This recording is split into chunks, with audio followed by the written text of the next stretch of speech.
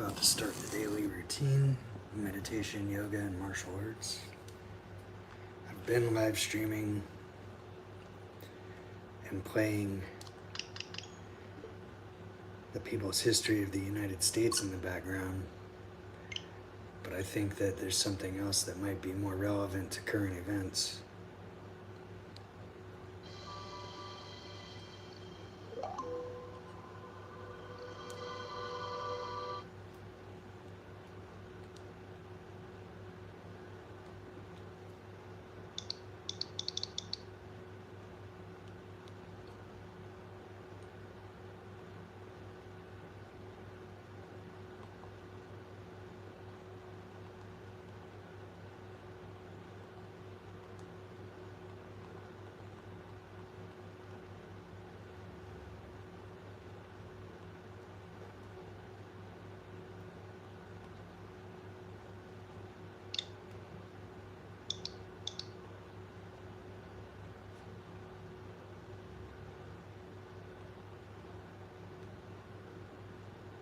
Blood in My Eye by George L. Jackson. First part. We must accept the eventuality of bringing the USA to its knees.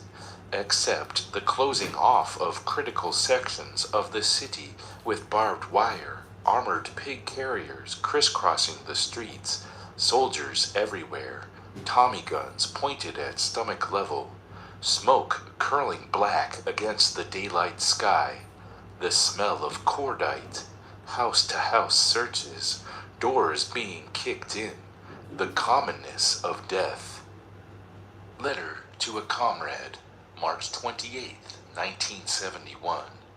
My sister has informed me of your release in the political education class you have formed. From her words and your messages, I sense that we are still together. We've gone through approximately the same changes since they separated us. The confused flight to National Revolutionary Africa, through the riot stage of Revolutionary Black America. We have finally arrived at scientific revolutionary socialism with the rest of the colonial world. I was hoping that you wouldn't get trapped in the riot stage like a great many other very sincere brothers. I have to browbeat them every day down here. They think they don't need ideology, strategy, or tactics. They think being a warrior is quite enough, and yet, without discipline or direction, they'll end up washing cars or unclaimed bodies in the city-state's morgue. But I was almost certain that wouldn't be your destination, brother. Though I no longer adhere to all of Nechaev's revolutionary catechism, too cold, very much like the fascist psychology, revolution should be love-inspired. His first line contains the incontrovertible truth: the black revolutionary is twice doomed. At times, I wonder about the present state of revolutionary black consciousness. It's really annoying to hear blacks express right-wing traditionalist political ideals. I mean the same spiel that you get from Wallace, Maddox, Hearst, or Hunt coming from black people like Lomax, Young, Bunch, some recently dead now, thanks to the forces of good. I think Lady Lomax is still around, though, representing Africa with her Anglo-Saxon vernacular. Her husband, L. Lomax, was CIA. Did you read The Reluctant African, which was sheer propaganda for the owner disguised in blackface? These are the really dangerous people. When we leap to destroy the owner, we'll have these kinds of N-words to fight. They will use the tactic white left-wing causes to protect their bosses' white right-wing cause. You must teach that socialism communalism is as old as man, that its principles formed the basis of mostly all the East African cultures. There was no word to denote possession in the original East African tongues. The only independent African societies today are socialistic. Those which allowed capitalism to remain are still neo-colonies. Any black who would defend an African military dictatorship is as much a fascist as Hoover. Are you aware of how the people are living under these so-called Africanized fascist cultures? The Congo and the entire west coast of Africa, excepting Guinea and Mauritania, are still slave states, dominated by westernized black right-wing puppets. I'm thoroughly sick of the old Just Be Simples, young ones too. They'll be your main source of opposition in communizing the black colonies here. The good white people who own things will always give them a few inches in their papers or other media. That's how fascism works, influencing the masses and institutions through elites. I talked to several black lawyers when I got this last case of pig killing hung on me. We started off agreeing, but they abandoned me the moment I attacked Anglo-Saxon law, capitalism, and the blues, and then went on to recognize Black Panthers, Kwame Nkrumah, Sekou Toure, Nyerere, and Odinga instead of Kenyatta, Lumumba instead of that little punk in Ethiopia, and Peking instead of Atlanta or Freetown. That will be your main source of opposition, the black running dog. But it's unfair to automatically condemn a black person for not understanding economic and political subtleties. Some are simply confused in an honest way. Some of the arguments they pose will center around the despondent cliche that Africa will invent something unique. It won't be socialism, communism, or capitalism. Often they'll leave out the denunciation of capitalism altogether. You must explain the economic motive of human social history and bring out that there are only two ways by which societies can ever be governed and organized for production of their needs. The various types of totalitarian methods represented by assorted capitalist and fascist arrangements and the egalitarian method. Egalitarianism is people's government, and people's government and economics is socialism, dialectical and materialists. How else can societies be governed? There must be hierarchies or the elimination of hierarchies. Then show that the greatest contributions to egalitarianism came from Africa, the greatest and the first examples. Then, comrade, you will encounter the faint-hearted and illogical types like Ali Clay, entertainer and tool of the capitalist cliques. Their line is, "Ain't nobody but black folks gonna die in a revolution." This argument completely overlooks the fact that we always have done most of the dying, and still do, dying at the stake, through social neglect or in U.S. foreign wars. The point is now to construct a situation where someone else will join in the dying. If it fails and we have to do most of the dying anyway, we're certainly no worse off than before. We find ourselves today forced into a re-examination of the whole nature of black revolutionary consciousness and its relative standing within a class society steeped in a form of racism so sensitized that it extends itself even to the slightest variation in skin tone. The great majority of blacks reject racism. They have never found it expedient, wise, or honorable to take on the characteristics of the enemy. I think it is vitally important to stress that for blacks, a concern for the survival of the race is not, patently not, definable as racism. Any explanation for social phenomenon, past, present, or future, must present valid arguments and proof. As we travel back into history, honest descriptions and definitions will inevitably overlap. They will differ depending on their geopolitical standpoint. Ideally, they should be colored with as little subjective interpretation as possible from today's world. The present, due to its staggering complexities, is almost as conjectural as the past. We must prove our predictions about the future with action. So all my comments must be considered the merest supposition. They must be considered in just the same way we must consider all other comments in this area. They merit attention only in that as soon as I make them, it won't be much longer before I go about proving them. As a slave, the social phenomenon that engages my whole consciousness is, of course, revolution. The slave and revolution. Born to a premature death, a menial, subsistence wage worker, odd job man, the cleaner, the cot, the man under hatches, without bail, that's me, the colonial victim. Anyone who can pass the civil service examination today can kill me tomorrow. Anyone who passed the civil service examination yesterday can kill me today with complete immunity. I've lived with repression every moment of my life, a repression so formidable that any movement on my part can only bring relief, the respite of a small victory or the release of death. In every sense of the term, in every sense that's real, I'm a slave to and of property. Revolution within a modern industrial capitalist society can only mean the overthrow of all existing property relations and the destruction of all institutions that directly or indirectly support existing property relations. It must include the total suppression of all classes and individuals who endorse the present state of property relations or who stand to gain from it. Anything less than this is reform.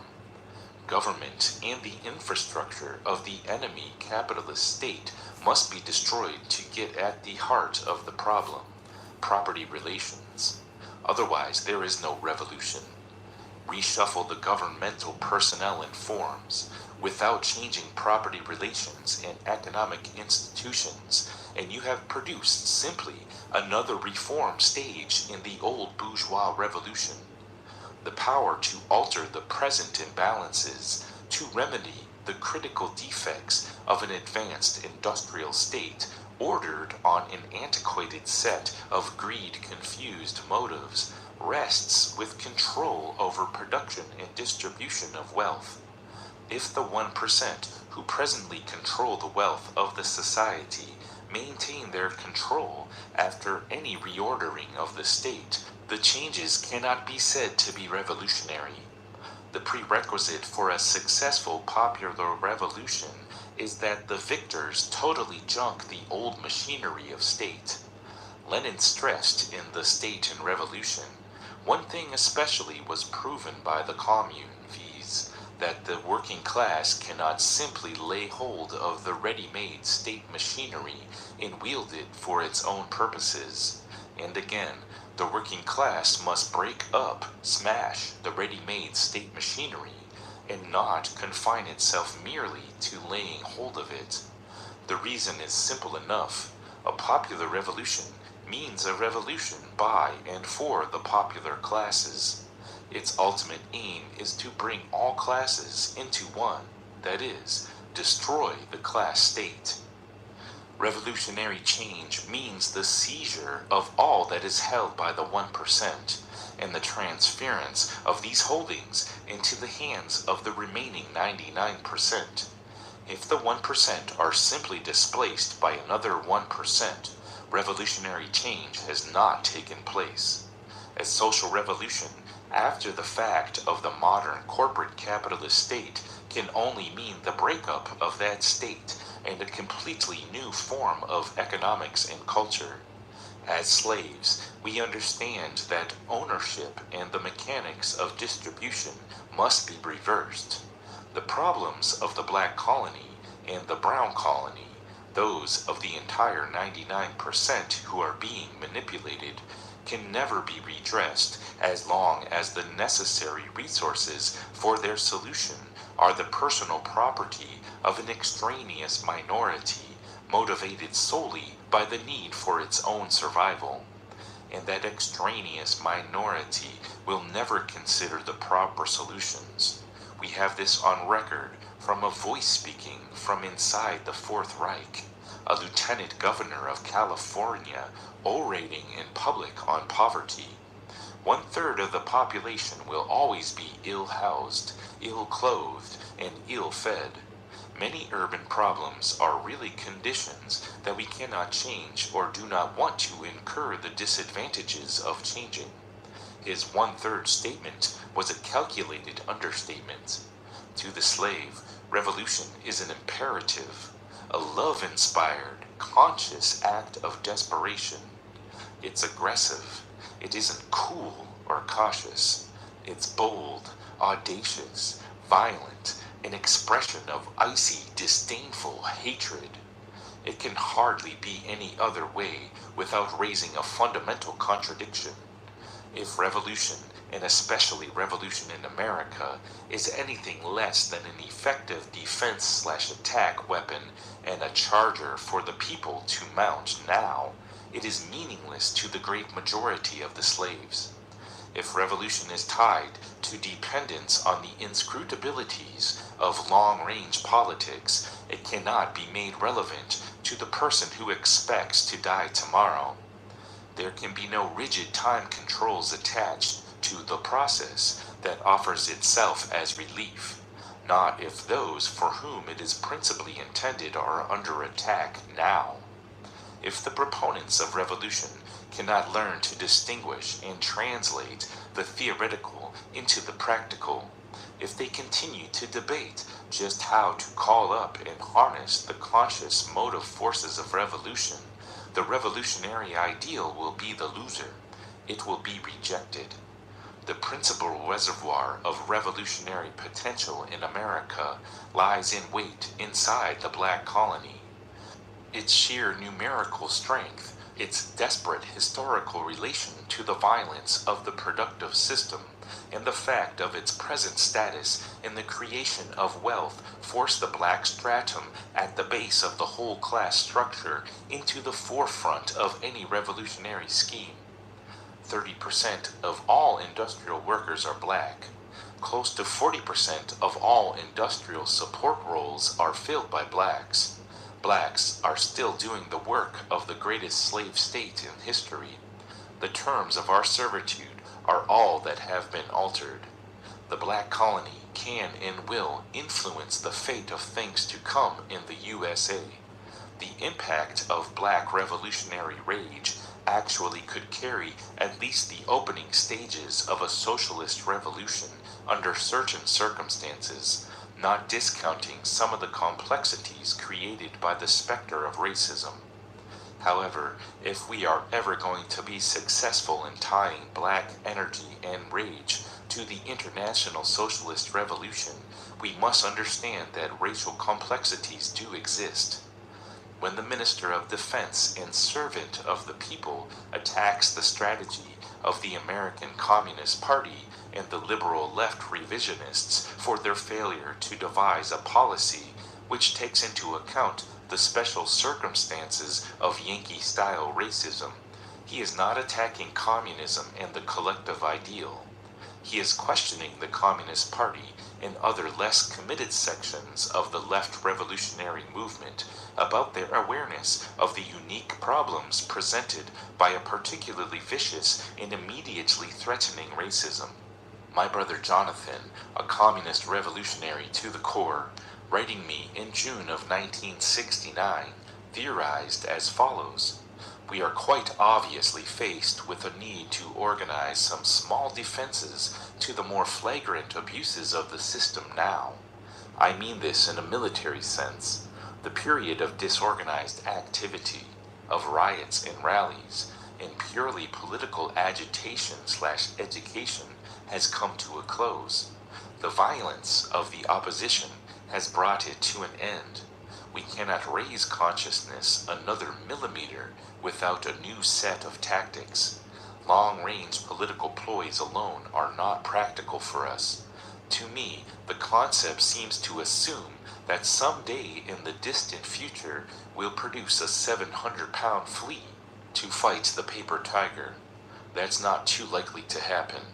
While we await the precise moment when all of capitalism's victims will indignantly rise to destroy the system, We are being devoured in family lots at the whim of this thing. There will be no super slave. Some of us are going to have to take our courage in hand and build a hard revolutionary cadre for selective retaliatory violence. We have numbers on our side if the whites who support revolutionary change can prevent this thing from degenerating into race war. The picture of the US as a paper tiger is quite accurate, but there is a great deal of work to be done on its destruction, and I'm of the opinion that if there is a big job of growing to do, the sooner begun the sooner done. Both Huey and Jonathan are understandably calling for the programmed revolution to take into account the fact of racial genocide. Jonathan is calling from his grave, adding another voice to the many thunderous graveyard affirmations which, for us blacks, speeds the revolution to its ultimate issue. In order to develop revolutionary consciousness, we must learn how revolutionary consciousness can be raised to the highest point by stimuli from the vanguard elements. We recognize and appreciate the decades of hard, sometimes dangerous work done in the name of revolution by the older socialist parties. Perhaps we wouldn't exist at all were it not for their efforts.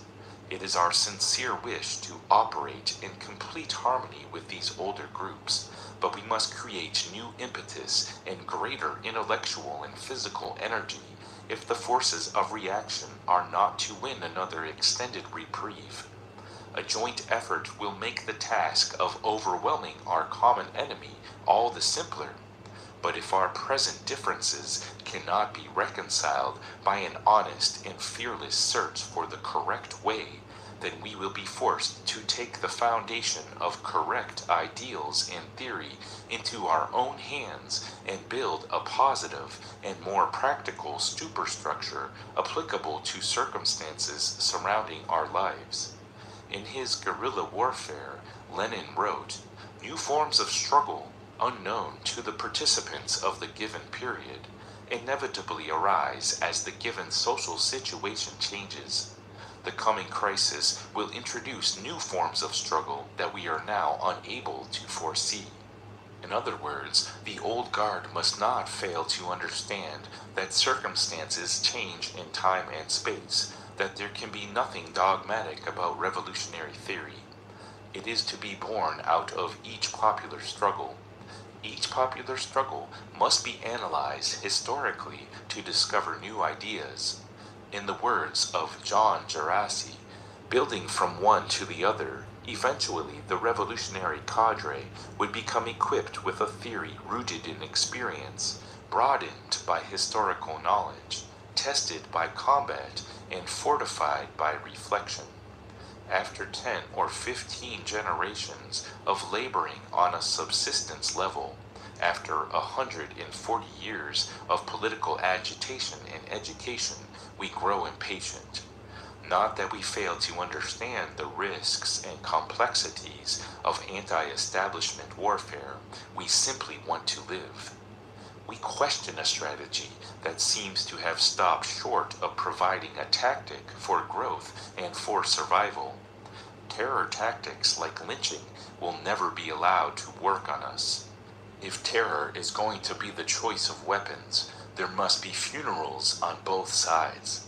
And let the whole enemy power complex be conscious of that.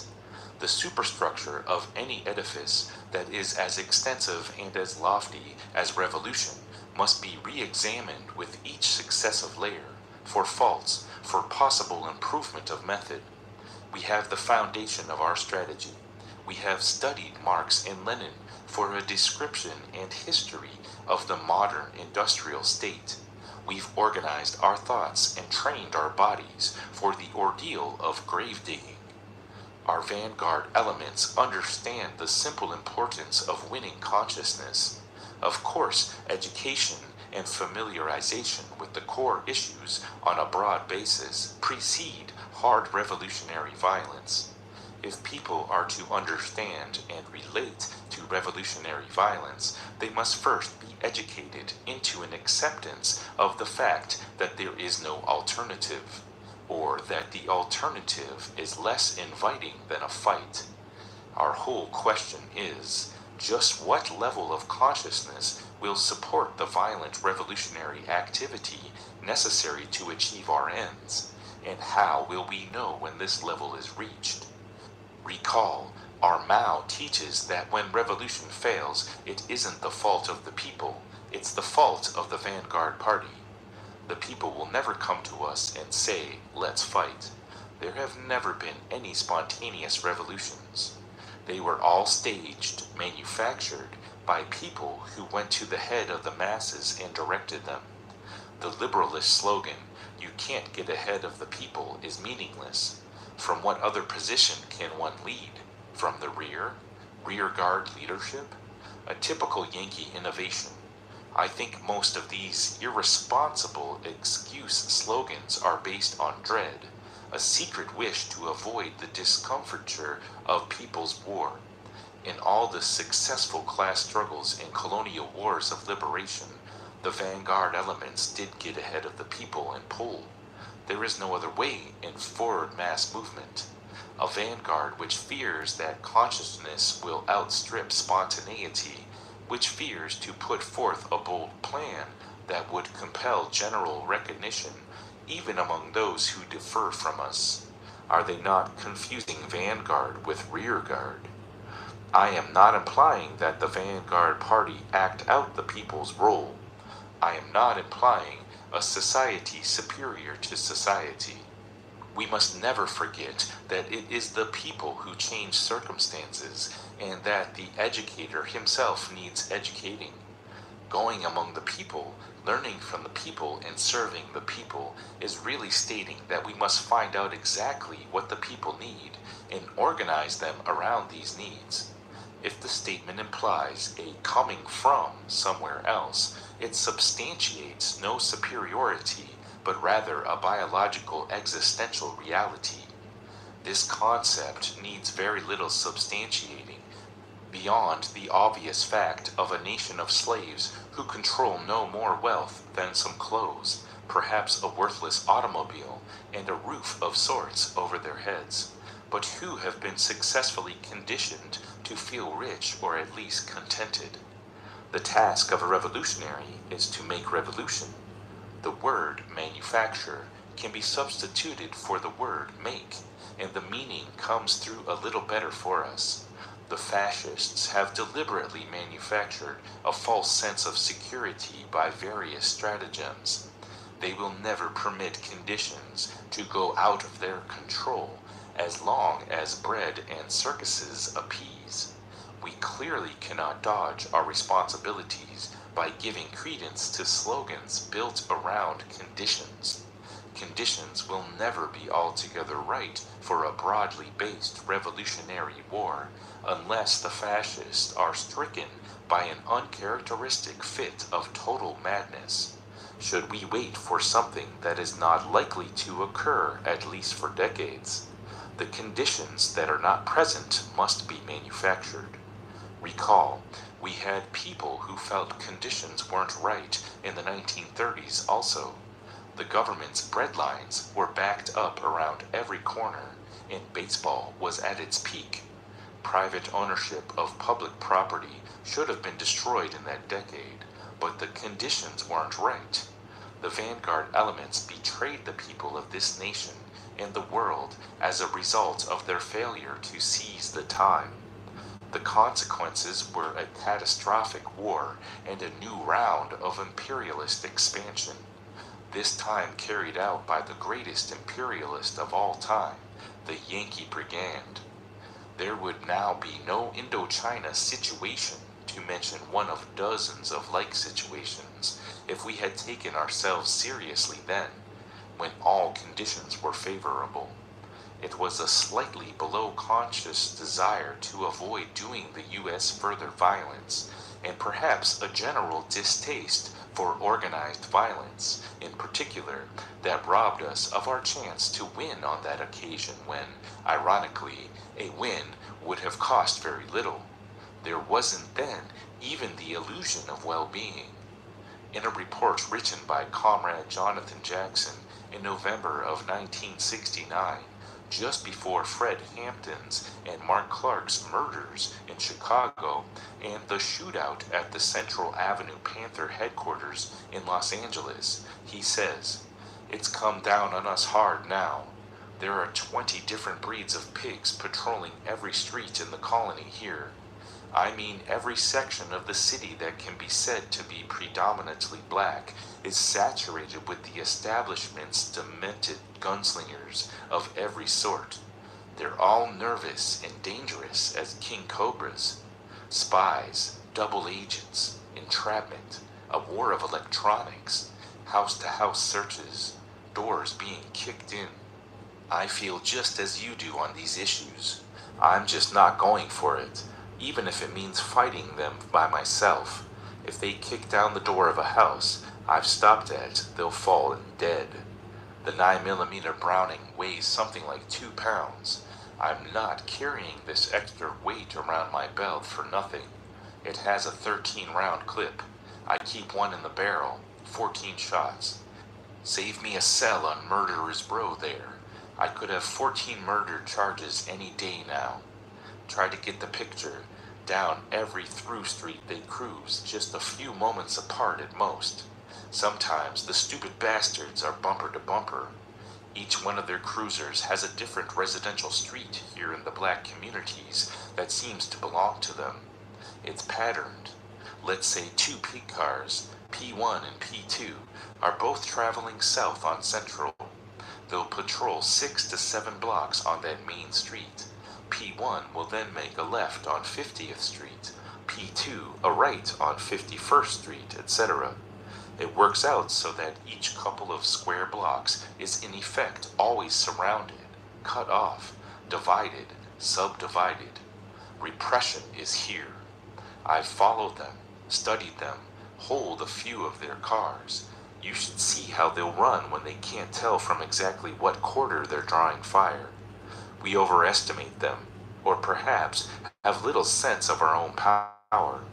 In the short run, and here I mean in an isolated tactical operation sitting within a particular political design with military weapons, we could easily outgun the establishment's first line of defense.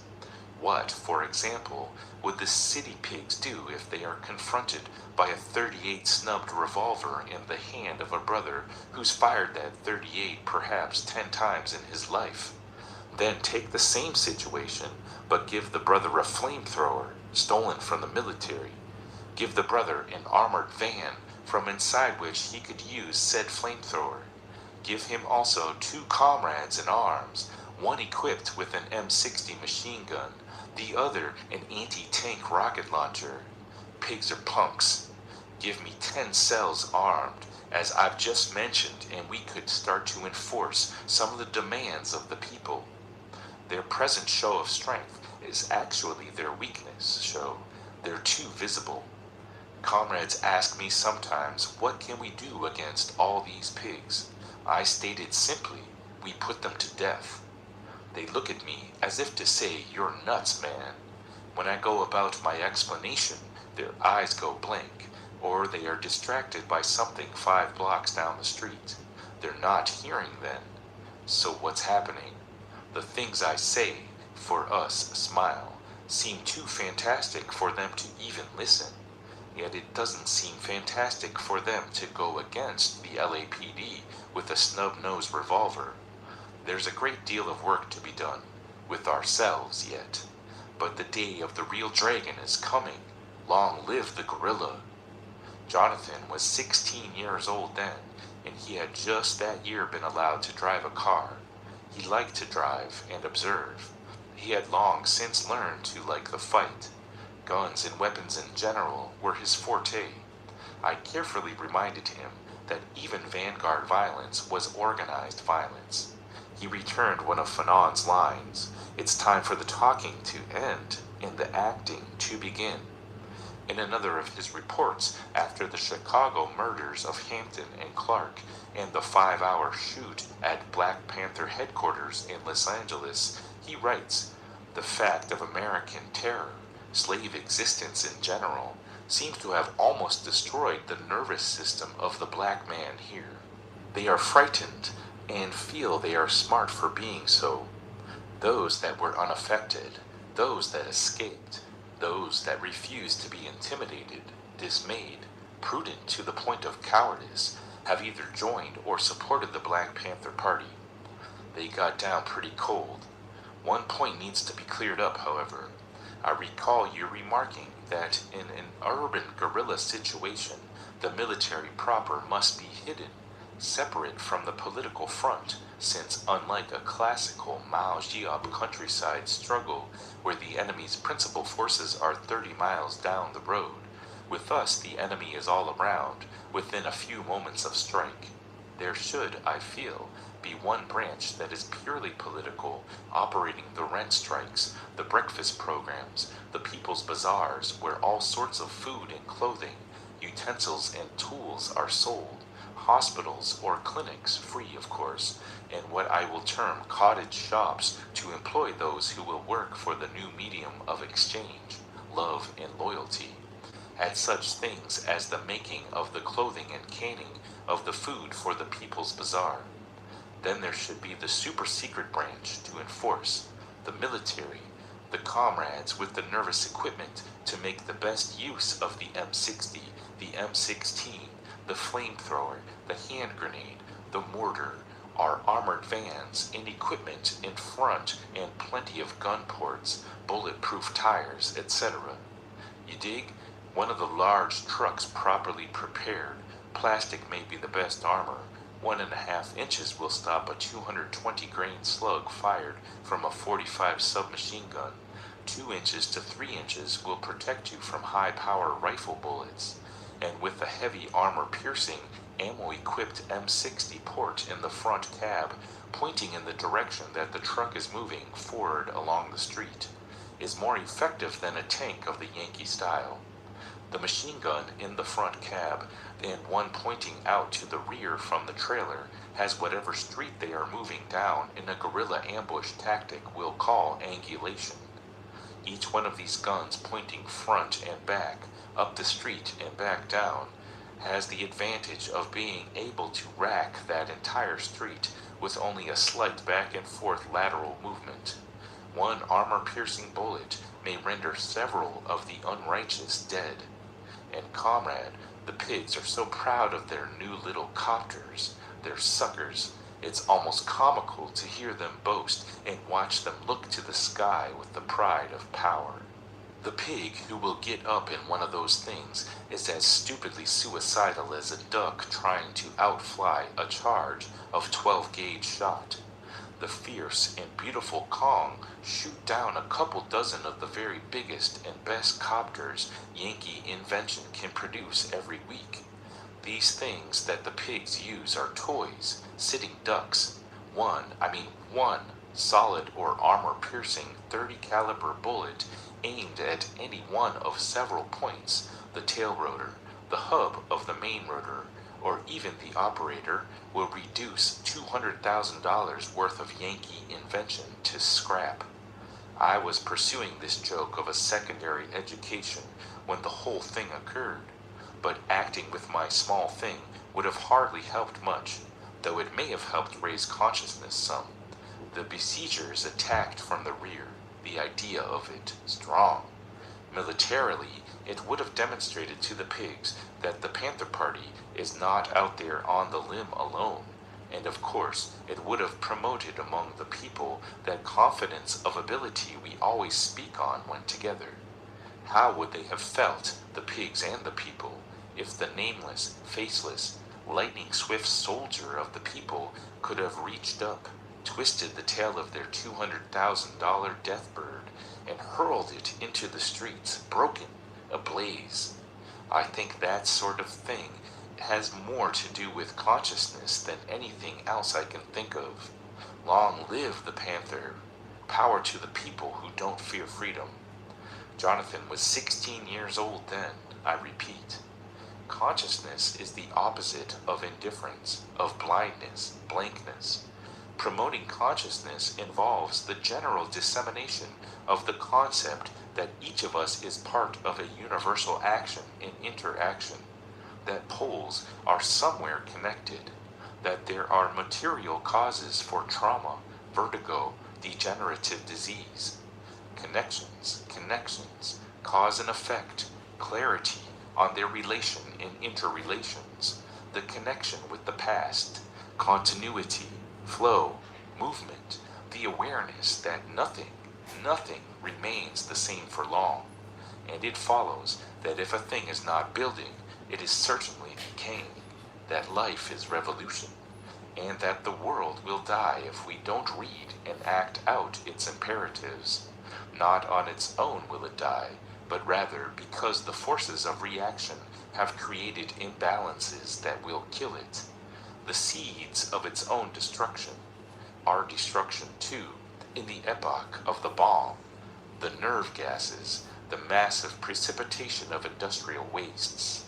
Consciousness is knowledge, recognition, foresight, common experience and perception, sensibility, alertness, mindfulness.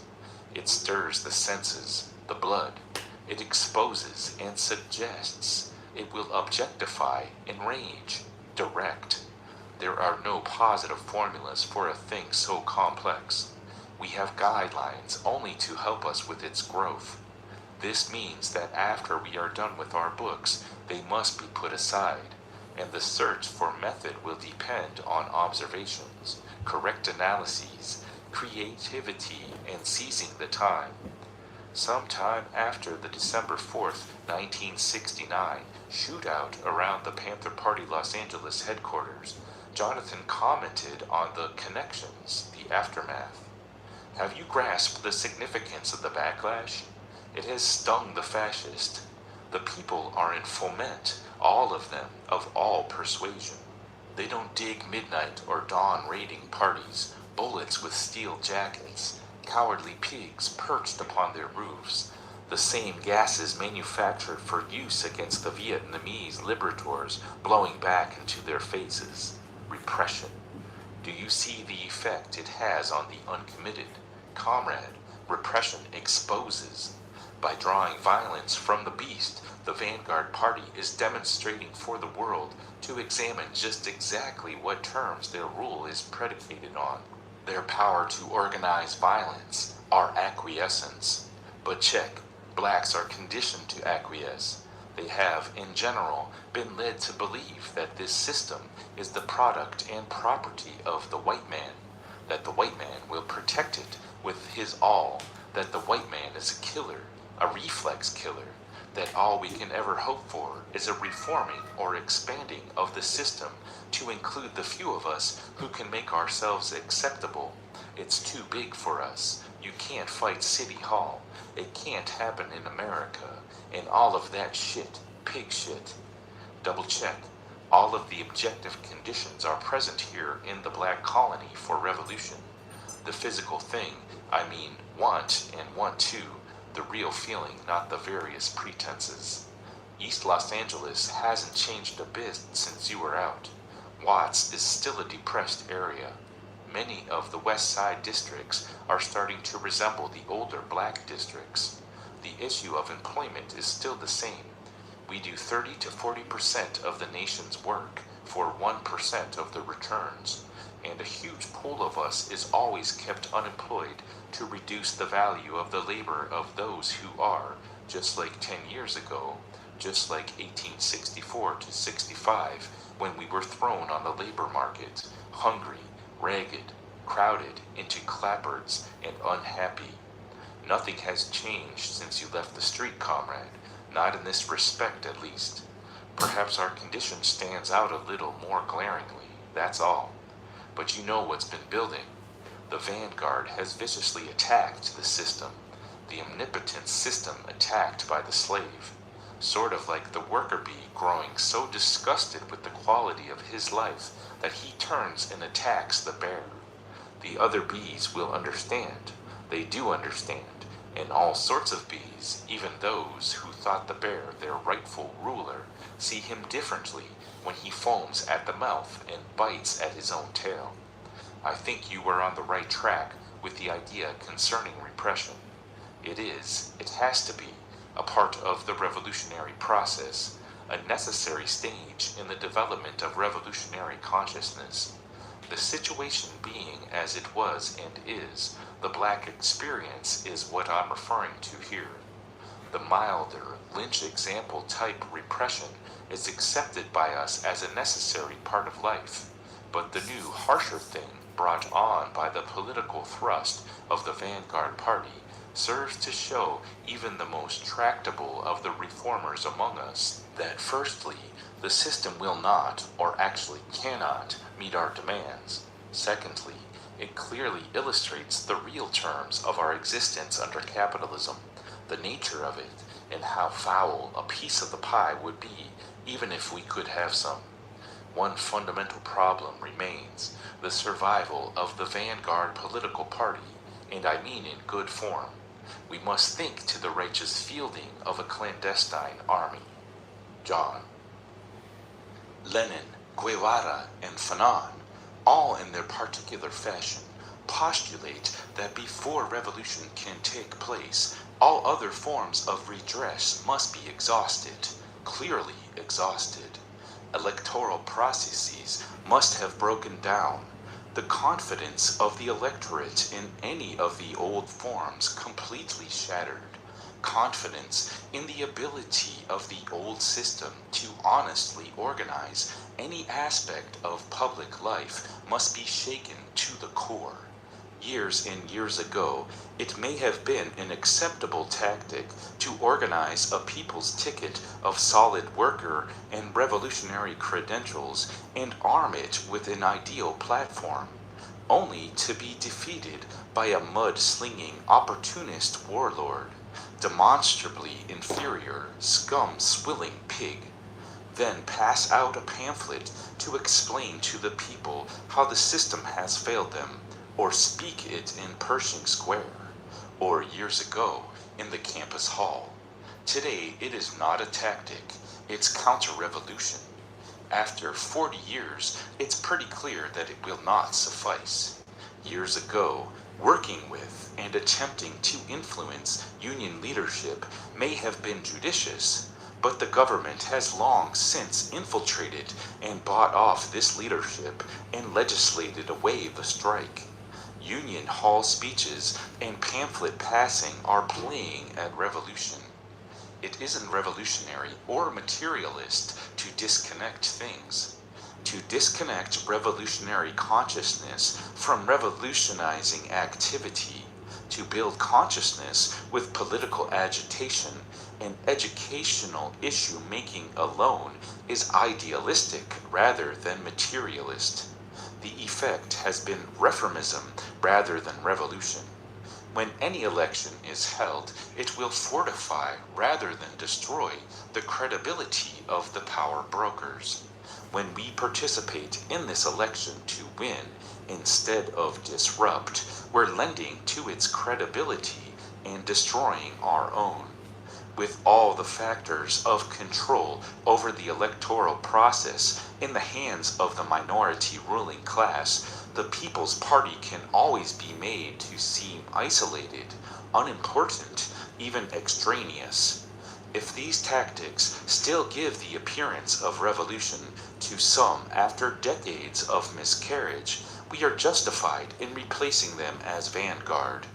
When people begin to express their disgust at the demagogic and reformist maneuvers of the vanguard parties, they will discover in real action a new form of political activity which in no way resembles the old. These politics are the politics of leaders and organizers living inside history who take the lead with their brains and their muscles in the fight for freedom. These politics are revolutionary and social, and these new facts which the native will now come to know exist only in action. They are the essence of the fight which explodes the old colonial truths and reveals unexpected facets, which brings out new meanings and pinpoints the contradictions camouflaged by these facts. the people engaged in the struggle, who because of it command and know these facts, go forward, freed from colonialism and forewarned of all attempts at mystification, inoculated against all national anthems. Violence alone, violence committed by the people, violence organized and educated by its leaders, makes it possible for the masses to understand social truths and gives the key to them. Without that struggle, without that knowledge of the practice of action, there's nothing but a fancy dress parade and the blare of the trumpets. There's nothing save a minimum of readaptation, a few reforms at the top, a flag waving, and down there at the bottom, an undivided mass still living in the Middle Ages, endlessly marking time. In the general retreat to avoid full commitment to right the discomfort out of revolution, some have raised a debate among us that has degenerated into name-calling, quoting the same authorities to validate diametrically opposed ideas, and ultimately creating a process that is dividing us into two mutually exclusive or contradictory groups. The overall effect is to reduce us to caricature. Where more than one individual is involved in any life situation, the fact of subjectivism will always make differences based on opinion and interpretation. A problem in exchanges, in reaching the necessary means for the initiation of collective activity. Some debate will always be carried on. However, on the basics, we must somehow agree, or nothing will get done. All opinions are not of equal value, and there is such a thing as counterproductive revisionism. Stupidity is not unknown to our long-range political policymakers. Participation in electoral politics organized by the enemy state, after recognizing that the whole process must be discredited as a conditional step into revolution, and particularly participation that tends to authenticate this process, is the opposite of revolution. It's a tactic for the ultra-rightists. With history as a guide, we could never make such monumental errors. The history of the U.S., the blood-soaked, urine-steeped essence of its being, the wreckage and demise of its human character under the wheels of a 200-year-old headlong flight with heedless, frightened animals at the controls of a machine that has mastered them, allows for no appeal on a strictly ideological level. George Wallace or Adolf Hitler would fare better at the polls of an honest election than Huey Newton and Tom Hayden. But again, what is an honest election after the fact of monopoly capital? Repression is indeed a part of revolution, a natural aspect of antithesis, the always to be expected defense-attack reflex of the beleaguered, toothless tiger. All arguments against this fundamental fact are false and labored to the point of being completely illogical. Can power be seriously challenged without a response? Will the robber baron, the tycoon, the Führer allow us to seize his privilege without resistance? Can we steal it away from the greatest bandit of all time with sleight of hand alone? Incredible. The fascists understand the value of mass psychology, are familiar with its use, and hold all the important implements of its effective control. But they are not aware of our existence and our general strategy regarding the reaching of people. The whole situation can be reduced to a minority ruling clique engaging the people's vanguard elements for control of the masses. The ruling clique approaches its task with a what to think program. The vanguard elements have the much more difficult job of promoting how to think. No tactic can be ignored or discounted in such a battle. Power responds to all threats. The response is repression. If the threat is a small one, the fascist tactic is to laugh it off, ignore it, isolate it with its defense mechanism, media. The greater the threat, the greater the corresponding violence from power. The only effective challenge to power is one that is broad enough to make isolation impossible and intensive enough to cause repression to affect the normal lifestyle of as many members of the society as possible. By compromising and playing at class war, we lose. If some effective means of threatening to wield power is not used in the opening stages of revolutionary activity, repression will concentrate itself on the vanguard elements only, when the ideal situation is for the people to feel the raw essence of power. Nothing can bend consciousness more effectively than a false arrest, a no-knock invasion, careless, panic-stricken gunfire. These will frighten some, anger others. Common sense alone tells me whom the people will turn their anger against. Perhaps for a short time they will be angry at us, but since the pig is a pig, it won't be long before this anger is channeled in the right direction. Revolution builds in stages. It isn't cool or romantic. It's bold and vicious. It's stalking and being stalked. The opposition rising above our level of violence to repress us, and our forces learning how to counter this repression, and again pulling ourselves above their level of violence. That process repeats itself again and again until finally the level is reached where the real power of the people is felt and the ruling class is suppressed. The power of the people lies in its greater potential violence, and this power of the people, their greater potential violence, can be brought to fruition only if the conditions in an urban society are created by the application of the Foucault theory. The Foucault theory can be effective only when it does not allow itself to be isolated from the people, thus exposing itself to the vastly superior firepower of the corporate state. There is no doubt that Fidel's Foucault was the motor to the revolution in Cuba, but nor can there be any doubt that Fidel's organizational genius made sure that the Foucault remained in the center of the much bigger revolutionary movement, which it controlled or guided for its military and political advantage.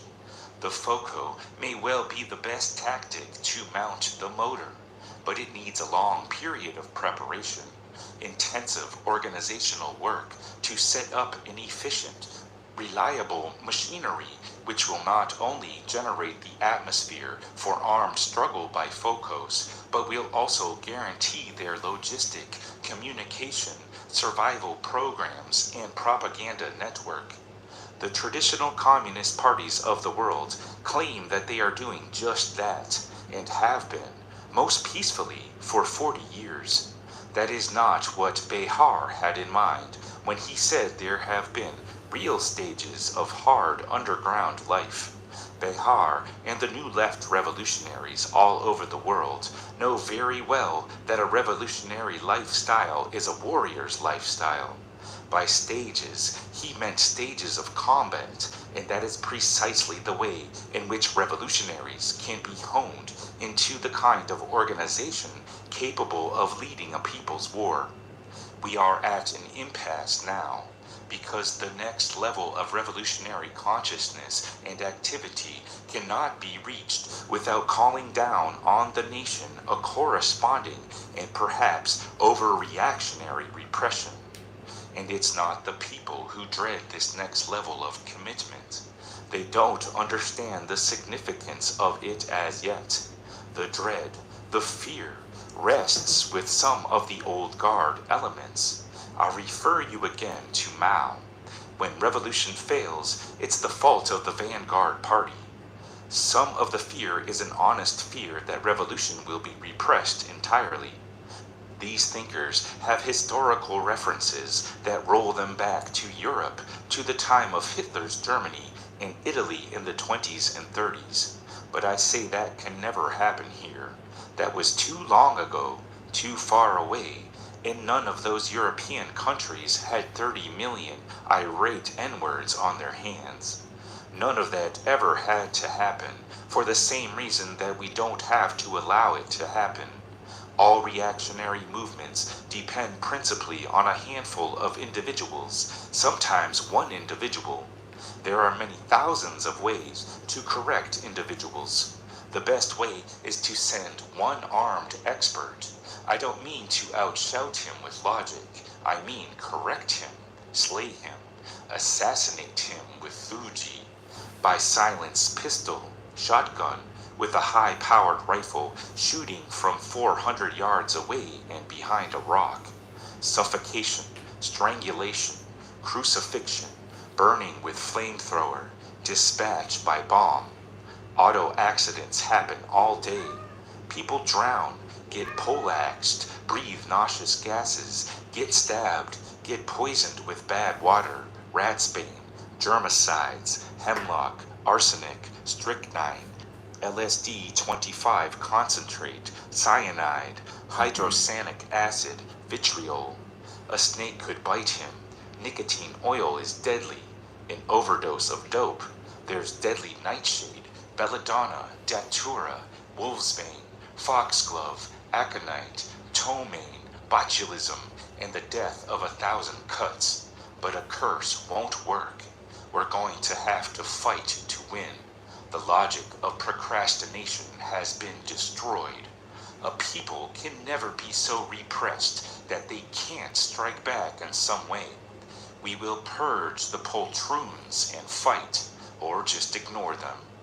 The reality of power's automatic defense reflexes makes it possible for us to measure our own effectiveness. Their efforts to seriously repress us indicate that we have reached people, that we are finally in the fight, and we cannot ever be truly repressed. There is quite simply no way for an established government to defeat an internal, determined, aggressive enemy, especially in an urban society. The mechanics, logic, and logistics of urban people's guerrilla warfare cannot be defeated. In the opening stages of such a conflict, before a unified left can be established, before most people have accepted the inevitability of war, before we are able militarily to organize massive violence, we must depend on limited, selective violence tied to an exact political purpose. In the early service of the people, there must be totally committed professional revolutionaries who understand that all human life is meaningless if it is not accompanied by the controls that determine its quality. I am one of those.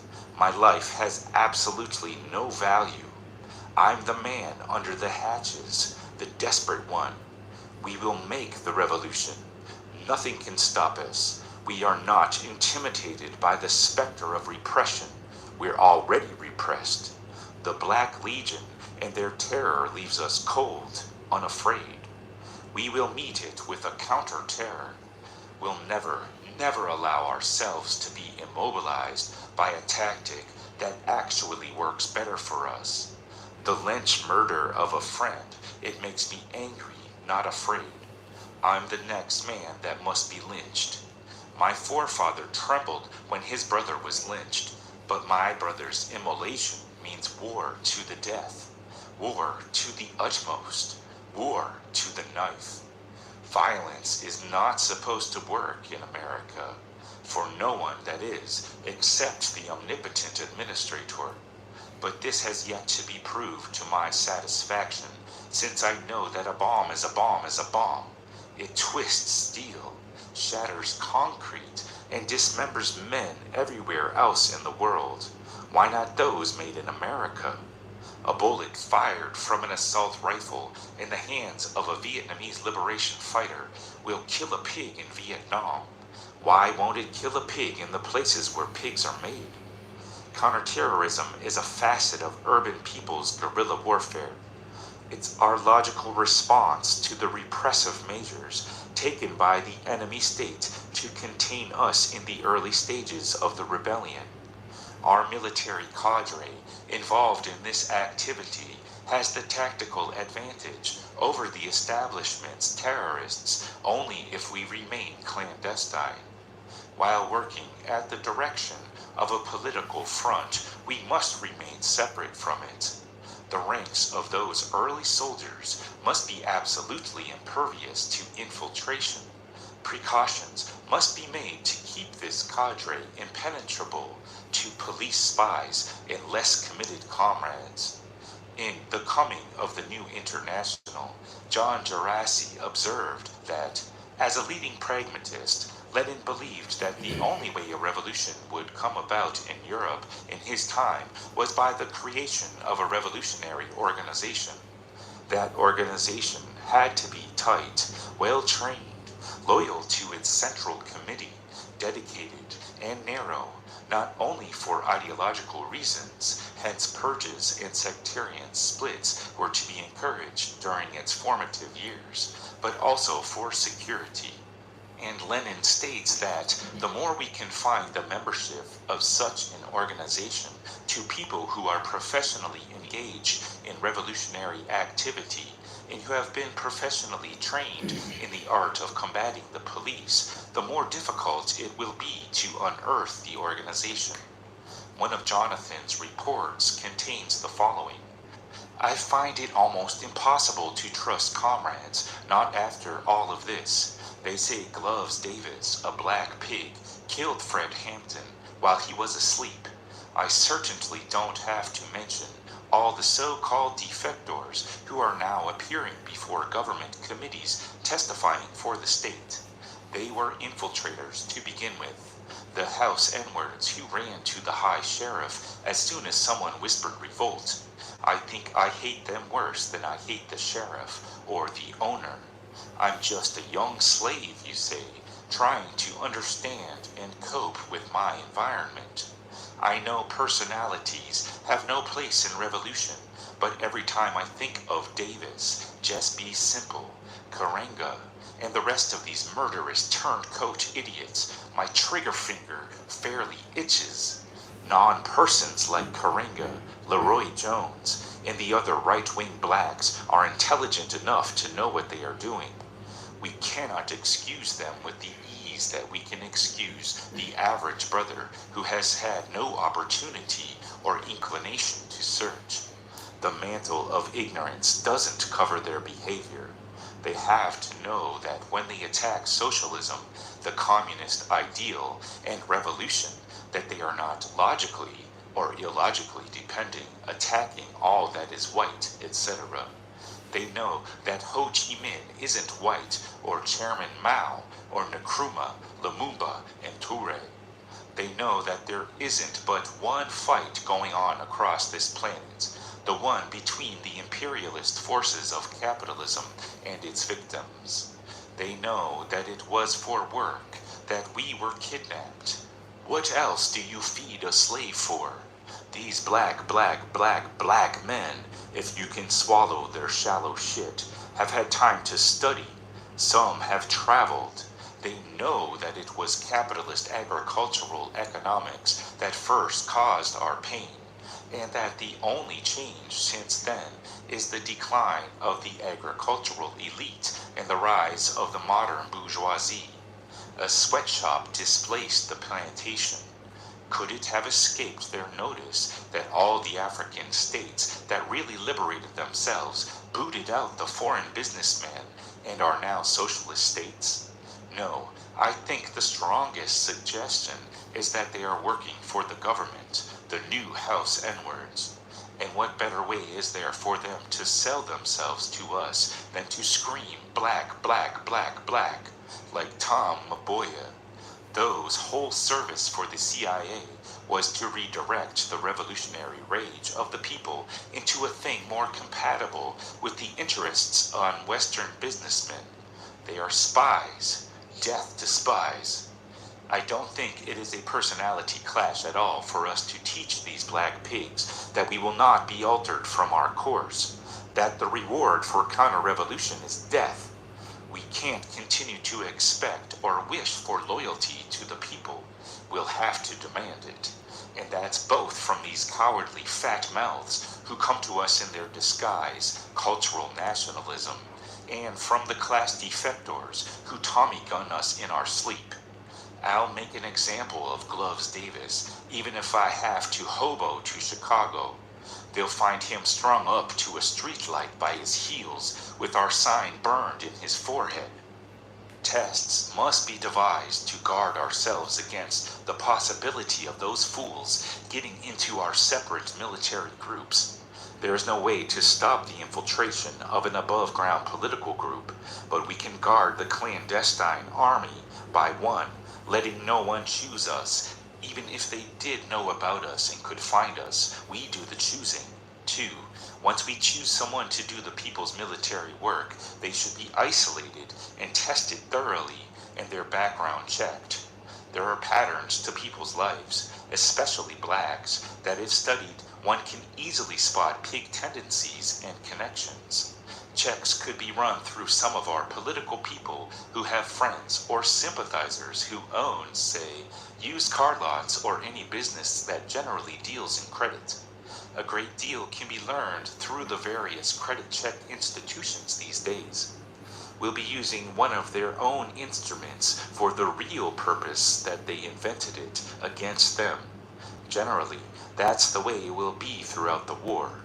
Testing can be developed into a science, written stuff to help reestablish for ourselves the patterns of this soldier's background. You know, full commitment generally comes as a result of awareness, and awareness is the product of study and observation.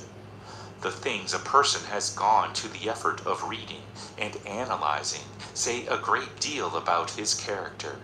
In other words, very few black intelligence agents will have studied Marx, Mao, Lenin, Fanon, cats like that in depth. You can generally tell what processes a man's mind has gone through by what he studied, observed. So examine. Even the post office will do that. Written and oral tests. Drugs are not to be discounted either. Oral tests under truth drugs. Then you have the ultimate tests, the things that no agent of the establishment could do, like assassinate the local head of the Gestapo, bring him out of isolation blindfolded, arm him, tell him what to do and where to go afterward and wait, etc. I think you could be fairly sure of him after a series of tests like these.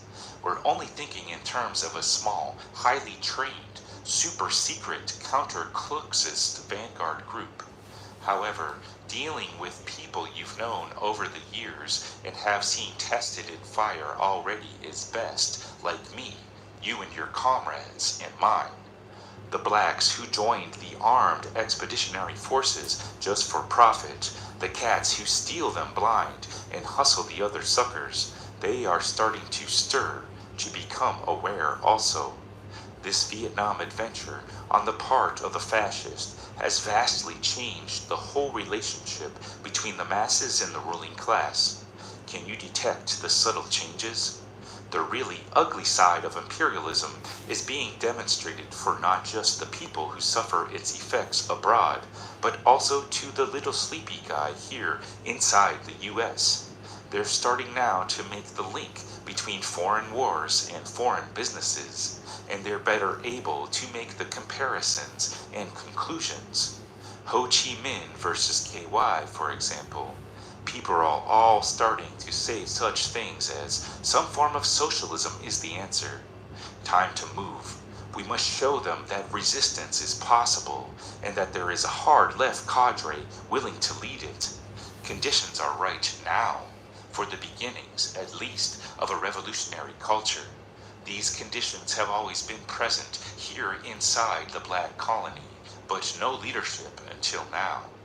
If we can keep the Panther alive by protecting the party workers with a show of underground strength, watching the watcher, assassinating the assassins, I think the people will start to listen to them.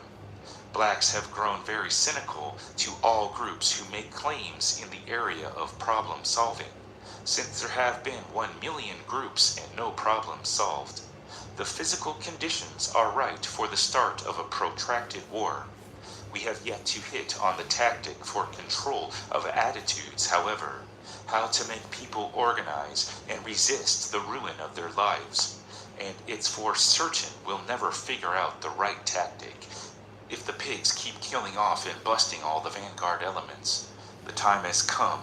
Bobby's seize the time makes sense. We can't build a mass movement without finding some way to stay alive long enough to let them know we're here, and that we're not just out to play on them, that we are finally prepared to totally commit ourselves to the fight, that we will never abandon them when the pig moves in with his pistols and paddy wagons, that we're willing to take it to the graveyard. A show of organizational skill and valid anti-establishmentism will always bring on violence from the fascist. The people know this, so they must also know that this violence can be countered before they'll believe and respond. Let the ruling class tremble at a communist revolution. That's my favorite line in all of Marx and Engels. From Fanon, it's the time for talking has ended, the time for acting has begun. Long live the guerrilla. John. The counter-terrorist, faceless, nameless specialist in all martial arts is the first soldier of the people. His violence will be swift, surprising, explosive, and tied into a clearly political matrix. In some cases of assassination, it may be wise to make them appear as accidents, but that still doesn't reduce the political content. These workers, properly distributed and going about their tasks with secret, flawless precision, and in perfect unison with the political front, will shake the fascists to their very foundations. Their limited, highly selective violence is the absolute minimum for enforcing the demands of the people. Anything less will fail. We are not dealing with nice people who will throw down their guns and submit to our will because we outnumber them. From the vantage point of established power in history, they know that one armed man can control 1,000. People's war is not polite or proper. It is not possible to limit the scope and range of violence to what the enemy will bear without reacting. Any ideal, any activity that may do violence to their control will never be permitted. People's war is improvisation, and more improvisation. It is organizing the masses around their realistic needs and moving them against whatever forces restrict their passage to power. I repeat, realistic, day-to-day needs should be the basis of organizing people and making them conscious of revolution, that the world, the universe, must revolve, that it will stop, stagnate, and die for no man's privilege. If we accept revolution, we must accept all that it implies: repression, counterterrorism, days filled with work, nervous strain, prison, funerals. Our present problem as soldiers is to protect our political people at their work and enforce the increasing demands that the people, as a political result, will make upon power. The soldier is the counter-terrorist, the bodyguard, the first of a military vanguard. The distance between him and the class enemy is a free fire zone. He has to be the baddest and strongest of our kind, calm, sure, self-possessed, completely familiar with the fact that the only things that stand between black men and violent death are the fast break, quick draw, and snapshot. Terrible Jonathans teethed on the barrel of the political tool, hardened against the concrete of the most uncivilized jungles of the planet: Chicago, St. Louis, Los Angeles, San Francisco, tested in a dozen fires.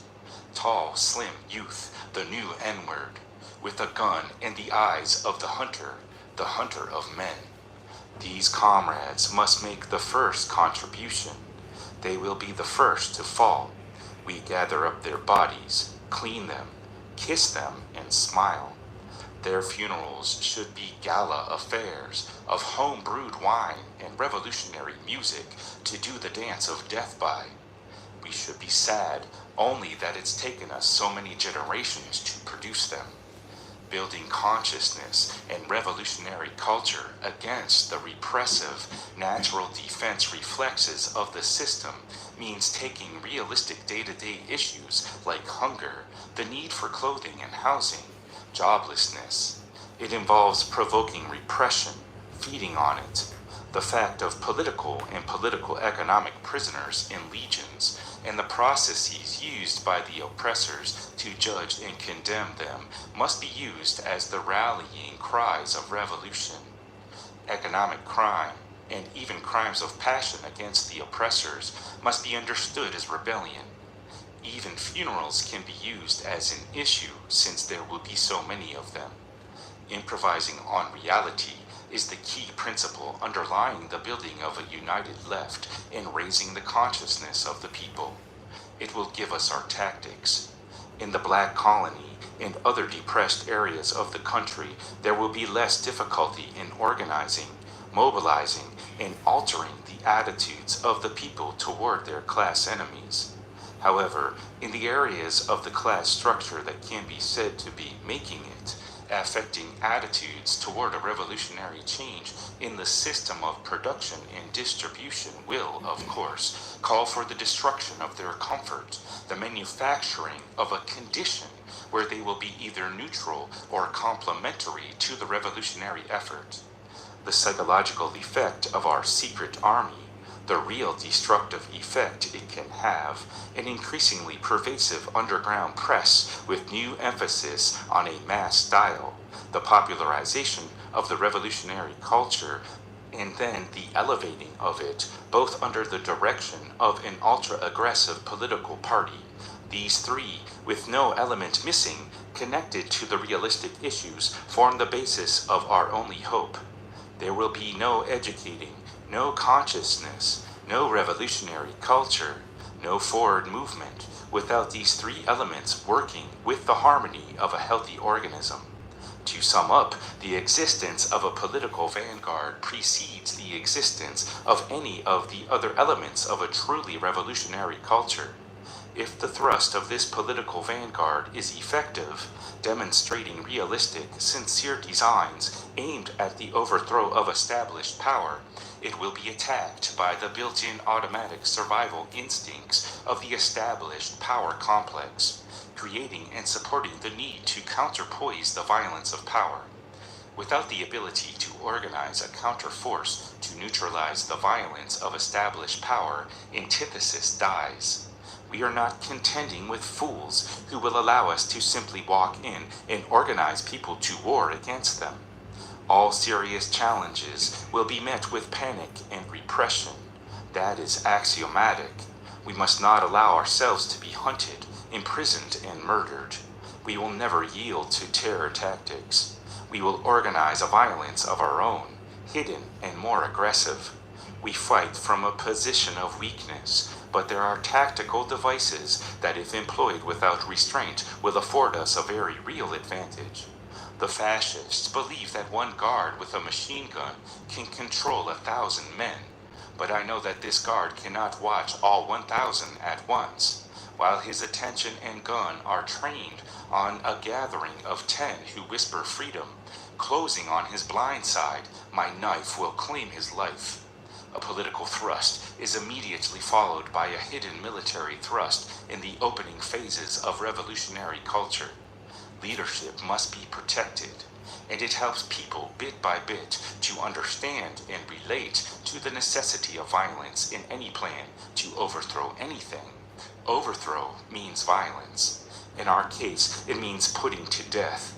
This is the last time I'll repeat this for those of us who, for one dread or another, seem not too receptive. Fighting originates from a well-developed kick in the ass. The proletariat, the working class, is still the most revolutionary class, and still the real grave digger of capitalist society. However, the notion that they alone can or must carry the revolution is too ridiculous and simplistic for any serious consideration at all. The industrial working force of today's modern industrial state may be pivotal in carrying out a successful revolution against the state, but their power and numbers have been vastly reduced by such development as automation, military corporate elitism, the connection through marriage of government, military, and corporate heads, the new class of National Guard pigs. They broke the postal strike, government-controlled unions, right-to-work laws, etc. The argument that centers on the ideal that all workers must be politically educated before the revolution can support a violent thrust verges on the absurd. Today, nearly 6.5 million of them can't find work, and those who are working seem to be convinced that foreign wars and armaments spending are more desirable than unemployment. Of course, they should be made conscious of their exploitation, and they must be moved to act in their behalf. Those who feel that they are doing well, and those who actually are doing well, should be introduced to the fact of surplus value. Waiting passively for the final verdict of history is not making revolution. It flies in the face of revolution. It ignores the existence of bread and circuses, terror from the right, and the racism and animalism of the ruling class pigs. It doesn't take into account the fact that they know we are coming. They know how to hold on to their privilege. Could they have held it this long otherwise? We are being repressed now. Courts that dispense no justice and concentration camps are already in existence. There are more secret police in this country than in all others combined. So many that they constitute a whole new class that has attached itself to the power complex. Repression is here. It's time to move with determination. After our victory, no one will escape our justice with the now historically classic line, "Well, we didn't know." Repression is here now, and we won't reach the next level of revolutionary consciousness and activity until we meet it with a counter-terror and demonstrate to the people that we are here and resistance is possible. From a letter mailed by Jonathan shortly before his death. Why do we go for this old shit? Most of the fascist functionaries live as unguarded as I do.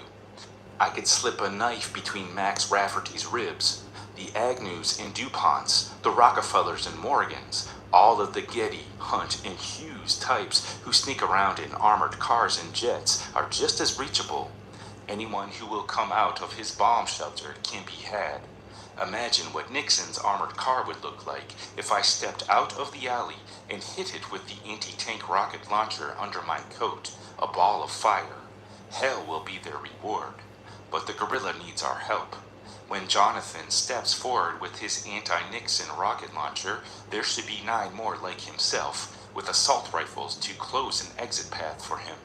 And there should be a political infrastructure, a cadre, not far away to explain his actions and glean from them the greatest possible overall political effect. Prestige stands between the masses and the revolt against their class enemy. The aura of magic, glamour, luster, and splendid permanence covers the fascists like a protective layer of fat. The slimy scales of majesty shield and conceal the dilapidation of the old bourgeois reign of terror. Although in reality nothing remains but the illusion. They can still organize violence, but the Indo-Chinese have proved that to be not too formidable. Our present task is to illustrate this point forcefully to the people. The fascist industrial state can organize a ponderous, mechanized violence, but this systematic, industrially based holding action is helpless before the fluid, mobile, self-impelled attrition of people's urban guerrilla warfare. With his techniques fully developed and established, the urban guerrilla launches his attacks on the corporate military police complex with some of these military objectives in mind. To weaken the local guards or the security system of the dictatorship, given the fact that we are attacking and the guerrillas defending, which means catching the government in a defensive position with its troops immobilized in defense of the entire complex of national maintenance, with its ever-present fears of an attack on its strategic nerve centers, and without ever knowing where, how, and when that attack will come. To attack on every side with many different armed groups, few in number, each self-contained and operating separately, to disperse the government forces in their pursuit of a thoroughly fragmented organization, instead of offering the dictatorship the opportunity to concentrate its forces of repression on the destruction of one tightly organized system operating throughout the country, to give proof of its combativeness, decision, firmness, determination, and persistence in the attack on the military dictatorship in order to permit all malcontents to follow our example and fight with urban guerrilla tactics. Meanwhile, the government, with all its problems, incapable of halting guerrilla operations in the city, will lose time and suffer endless attrition, and will finally be forced to pull back its repressive troops in order to mount guard over the banks, industries, armories, military barracks, prisons, public offices, radio and television stations, North American firms, gas storage tanks, oil refineries, ships, airplanes, ports, residences of outstanding members of the regime, such as ministers and generals, police stations, and official organizations, etc., to increase urban guerrilla disturbances gradually in an endless ascendancy of unforeseen actions, such that the government troops cannot leave the urban areas to pursue the guerrillas in the interior without running the risk of abandoning the cities and permitting rebellion to increase on the coast as well as in the interior of the country, to oblige the army and the police with the commanders and their assistants, to change the relative comforts and tranquility of their barracks and their usual rest for a state of alarm and growing tension in the expectation of attack, or in search for tracks that vanish without a trace, to avoid open battle and decisive combat with the government, limiting the struggle to brief and rapid attacks with lightning results, to assure for the urban guerrilla a maximum freedom of maneuver and of action, without ever relinquishing the use of armed violence, remaining firmly oriented toward helping the beginning of rural guerrilla warfare, and supporting the construction of the Revolutionary Army for National Liberation. Prestige is an abstract, an intangible. It has no material basis, no substantial objective reality to be perceived through the senses. One can't touch it or taste it, see it or smell it. It can't be heard. So how does it exist? Subjectively, in the mind's eye, after the fact of some connected circumstances that may also have been subjective. We're looking for connections. The materialist approach is to examine things in their total sequence, see them in process, not to merely establish their being in fixed sequential images, but to take in the state of being in process, infancy, maturity, decline, things in motion, processed into other things in motion. We're constantly laboring to determine that which governs, regulates, motivates all the separate but related and interrelated processes from the viewpoint that consciousness is determined by dialectical, objective developments. The prestige of power as the subjective effect of a past deed or reputation, real or fancied, then has a very definite life process. The prestige of the capitalist class inside the U.S. reached its maturity with the close of the 1860-64 Civil War. Since that time, there have been no serious threats to their power. Their excesses have taken on a certain legitimacy through long usage. Prestige bars any serious attack on power.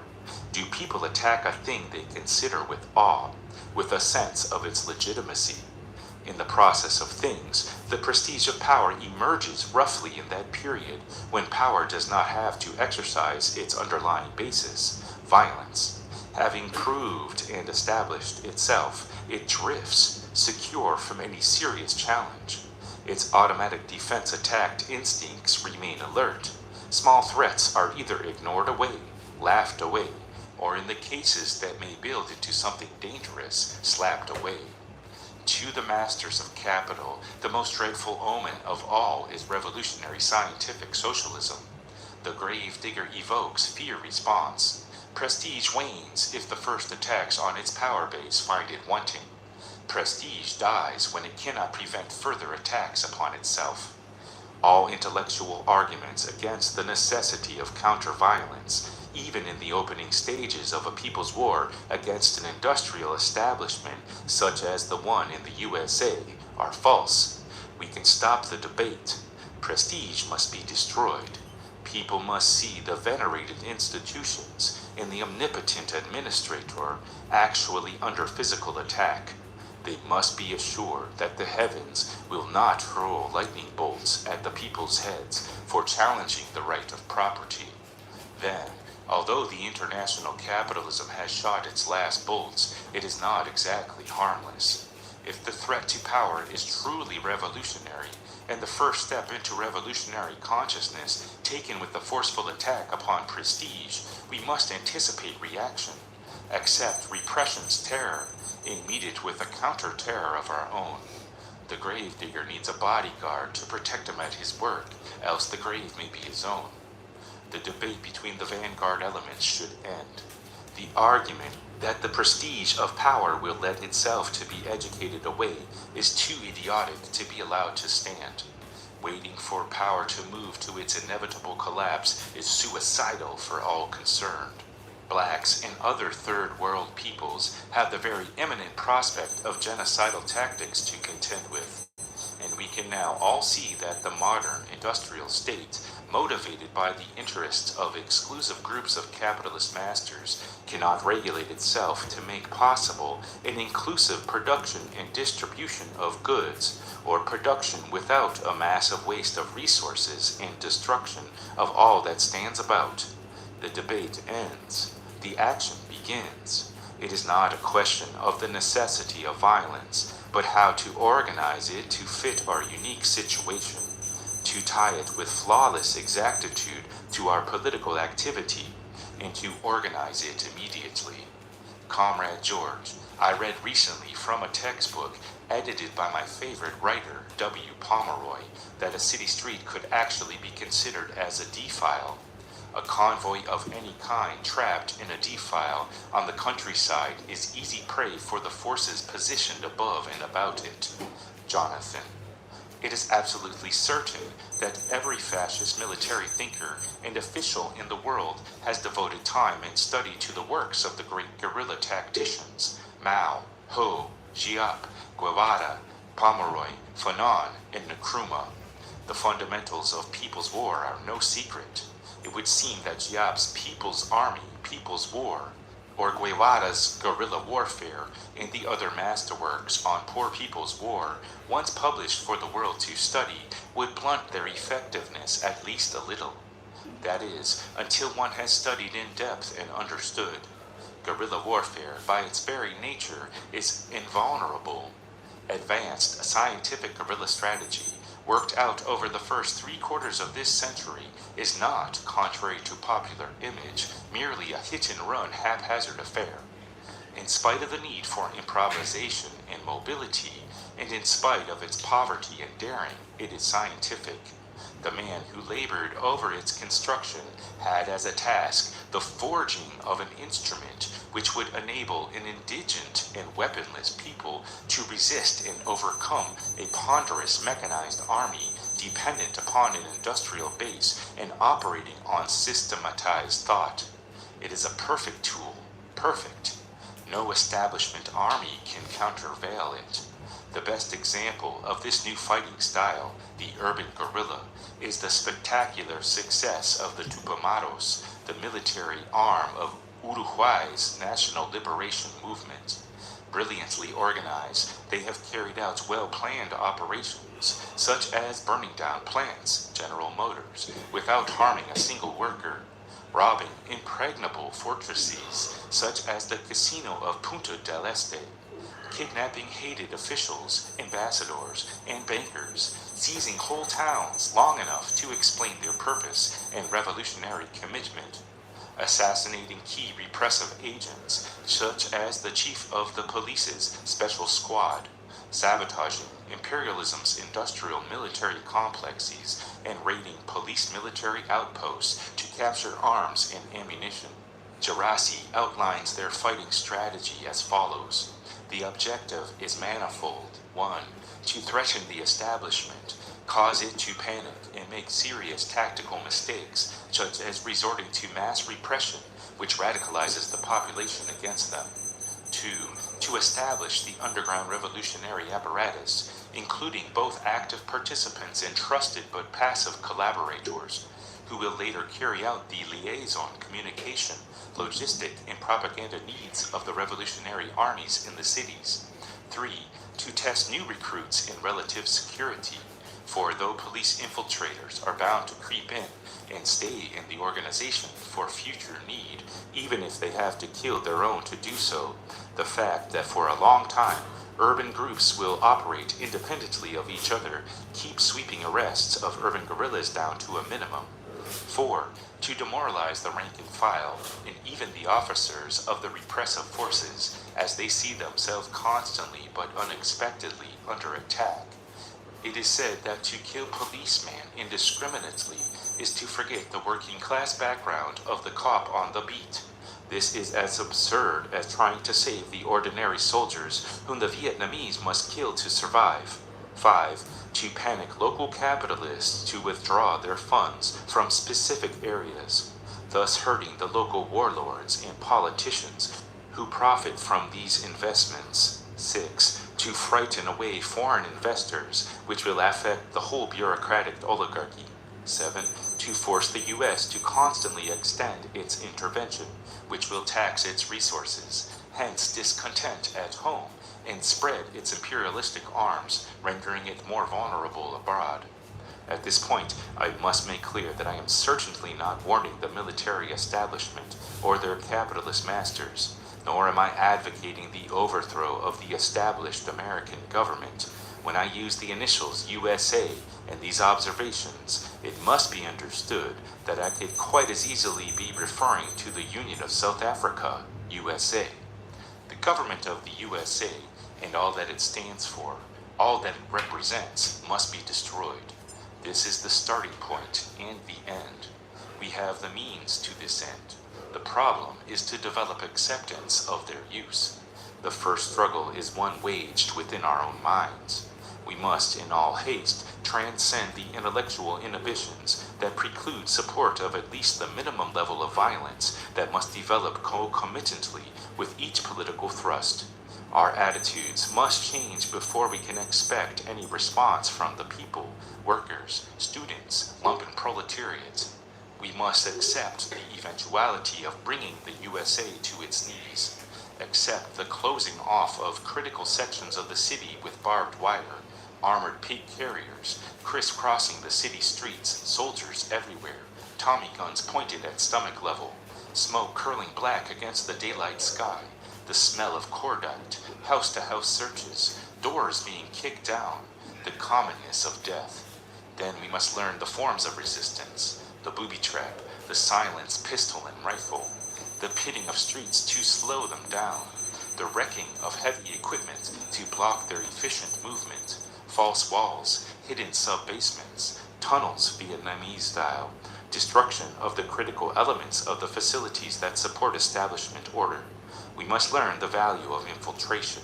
It works better for us than it does for the opposition. We simply stop allowing ourselves to be hunted and do some stalking of our own. Their secret police aren't really too secret at all. Right now we can go numbering, naming, compiling information on them all. They're too visible to be safe. Revolution is aggressive. Just where are we? Where is this country skidding to? In the morning, the fight will have begun. In considering all of the establishment's protective agencies, even those that are quasi-secret, none can hide themselves. Any establishment, institution, or organization that enjoys prestige, that exists openly above ground, is by this definition weak, or at least vulnerable to a determined attack. When the purpose of your military tactics is to build and guard some object or point of supposed advantage, the defender can actually be thought of as being under siege, the guard himself a standing target. The fortress, in all its resources, mechanized and human, for all its imposing strength, cannot exist for long under persistent attack, deprived of the opportunity to replenish, repair, renew itself. If the opposing military forces that have laid the siege are nameless, faceless, numberless, indistinguishable from all the millions that exist all about the establishment, when the establishment's military forces sally forth from their beleaguered fortress to do battle, what must be the result? They must cause suffering to the innocent, since it is impossible for them to know us, thus making new enemies. They will restrict the freedom of our known or suspected political parties and projects that are welded to the people, thus restricting the freedom of others who may have been neutral or sympathetic to them. They will make themselves targets for our hidden machine gun, sniper's rifle, silenced pistol, mortar, anti-tank rocket, flamethrower. Our counterterrorism will bring on a stage 2 fascist repression. There is no question in our minds, blacks, men under hatches, about the nature of the ruling class, the exceedingly violent disposition of the USA. Ruling class is well documented with just a glance into our lives and the order of our deaths. The point is to reveal this senseless violence to the entire revolutionary class or classes. Counterterrorism is a mighty tool, and the only one at our disposal in the opening stages of people's war. In some cases, in other revolutionary societies, this level of violence alone was sufficient to win all the demands of the people. However, I'm sure that here it will not be sufficient because of the complexities of the USA, class structure, and its stockpile of potential further violence. Many of the small demands of a sizable portion of the population are slowly being met at the expense of all the rest of us and the world's people. A new pig-oriented class has been created at the bottom of our society, from which the ruling class will be always able to draw some support. Consequently, our task will be to move from counter-terrorist tactics into the second stage of larger guerrilla unit operation. Over 90% of the USA population live in cities and towns, and although some of the principles of classic Mao She-style guerrilla operations must be used to stop the orderly flow of intercity and interstate commerce, most of the real fighting must take place inside the nerve centers of the nation, the cities. This is an entirely new situation in the development of People's War. Whereas the classic types of the Third World movements generally relied upon the strangling of provincial capitals, where the enemy colonial power tended to concentrate itself, in urban guerrilla warfare, where the colonies can be said to be situated within the city, the process or tactics will be unique. Though the basic strategy is the same, urban guerrilla warfare differs from all that has ever taken place in the arena of guerrilla against the God state. There are similarities between our situation and that of the growing movement of the Uruguayan people, and perhaps we can draw from their experience. But to be realistic, the disparity in size and population, the relative strength of the enemy state institutions and their global sweep must seriously be taken into account. Uruguay is a colony of Anglo-America. Defeat of the Uruguayan government and a change in the present property relations would of necessity mean the defeat of a section of the American imperial infrastructure. The comparison between ourselves and the Algerian liberation experience is almost untenable, although there may be some small tactical lessons to be gleaned from their urban effort. It must be kept in mind that the principal battles that led to the people's victory were fought on the countryside between massive French mechanized divisions and a classical guerrilla army of the people. The battle for Algiers was only aided by the forces within. The people's fifth column within the city of Algiers was not a model of perfection, simply because the principal effort, energy, and motive forces were located in the classical guerrilla units that engaged the French expeditionary forces for control of the countryside. At issue there in Algeria were such things as crude petroleum, 62% of the nation's exports, agricultural products, 18%, and some iron ore. All these basic raw materials were of course located in the countryside and had to be protected by the French. The war for control of the USA is unique in that its heartbeat can be stopped only by placing our primary forces in the valleys and defiles of its city streets. USA is the colonial master, the center of the imperial process where the raw materials are worked into finished manufactured products to be recirculated back into the exterior and interior colonies. In a comparison of the classical forms of wars of liberation fought in the outlying colonies and the one we must yet formulate, a vital question is immediately brought to our attention. Does it work in such a totally different setting? A theoretical examination indicates that it does. In fact, urban people's guerrilla warfare may prove to be an even more effective tool than the classical type. The same advantages are present, the same possibilities, plus some that exist simply because the fight is taking place within the cities, the nerve centers of the nation. The enemy culture, the established government, exists first of all because of its ability to govern, to maintain enough order to ensure that a cycle of sorts exists between the various levels and elements of the society. Law and order is their objective. Ours is perfect disorder. Our aim is to stop the life cycle of the enemy culture and replace it with our own revolutionary culture. This can be done only by creating perfect disorder within the cycle of the enemy culture's life process and leaving a power vacuum to be filled by our building revolutionary culture. When the fight takes place within the cities, the disorder will clearly be hastened. This will have an immediate effect on the consciousness of the bulk of the population and will strain the relationship between government and governed to the utmost. If the life of the manufacturing city is to be stopped, it is clear that the normal processes, at least, will be slowed by a convoy of establishment trucks, tanks, or troops simply moving in the city's arteries where commercial convoys should be moving. The necessary checkpoints will further slow it.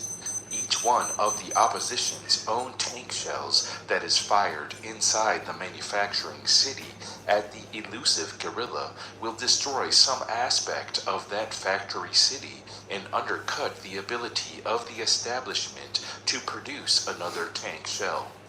It will not help the fascist cause very much at all when the armored personnel carrier or Jeep patrol equipped with 30 caliber machine guns fires into a downtown shopping crowd at the elusive guerrilla who has taken refuge among them.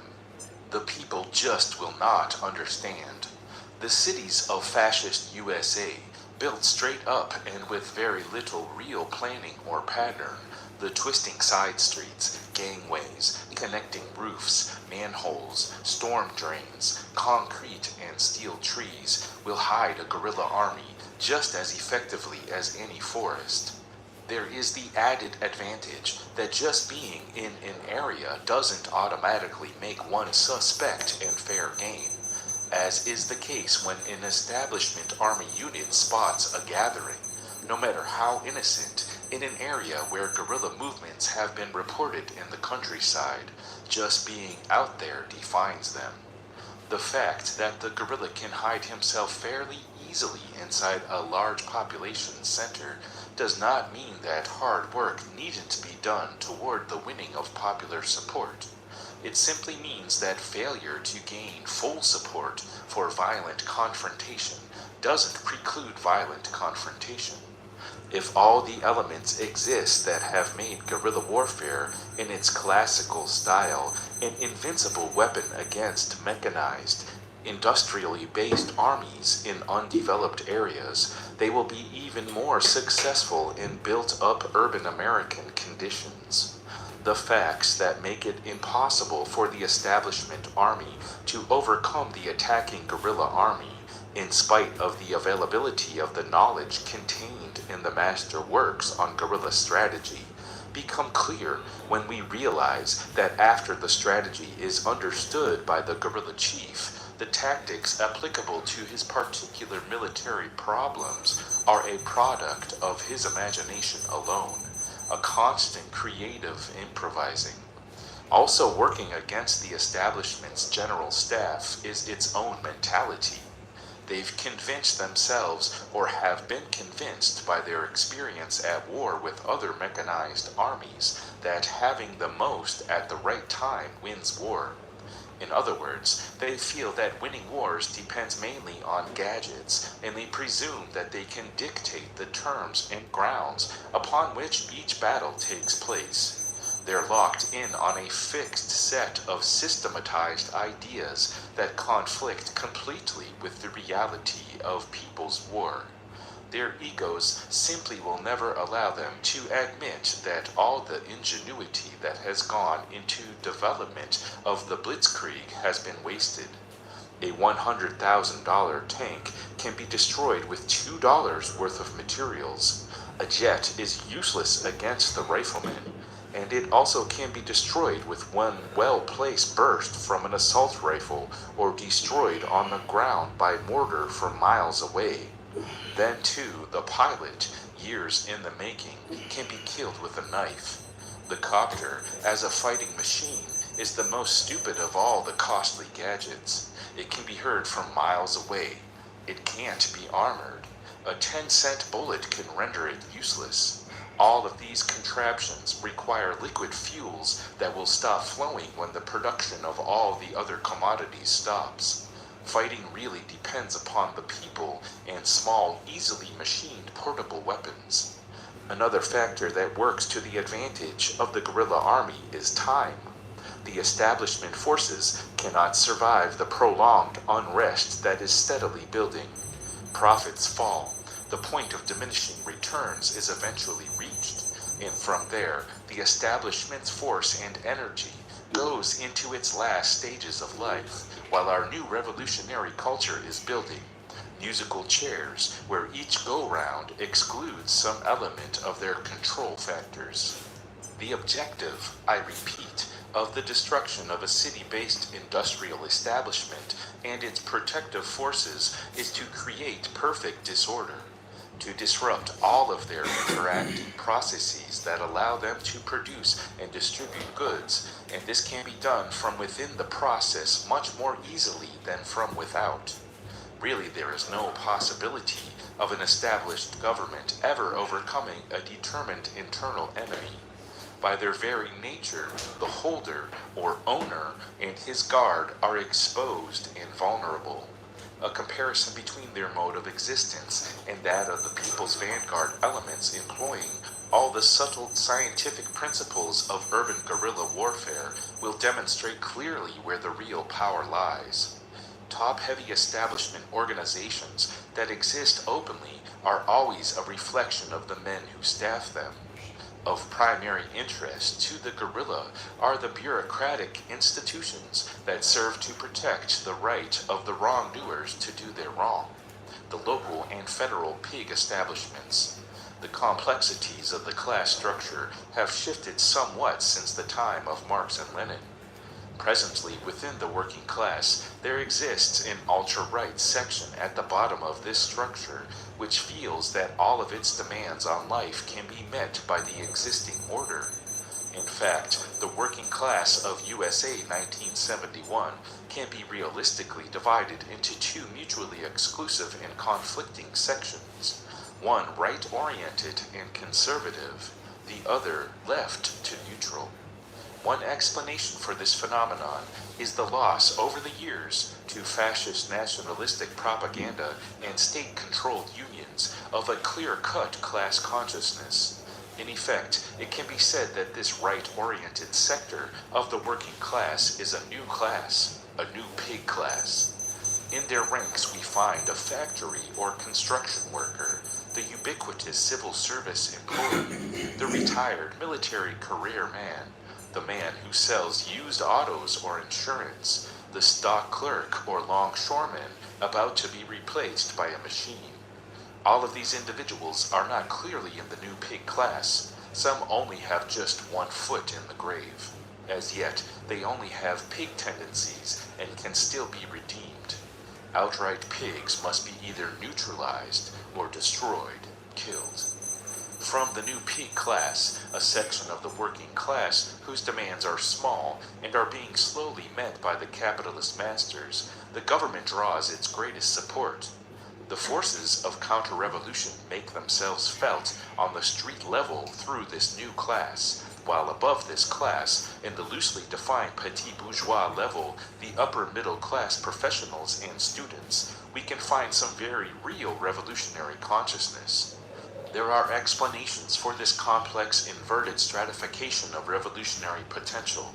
The history of the USA and its immigrants, the emphasis placed on subversion of the workers' movement, the unions, by the ruling class, and the apparent, not real, stabilizing of the economy with fascist Keynesian controls and redoubled imperialist expansion, all can be carefully treated to explain the present confusion and contradictions in the class struggle.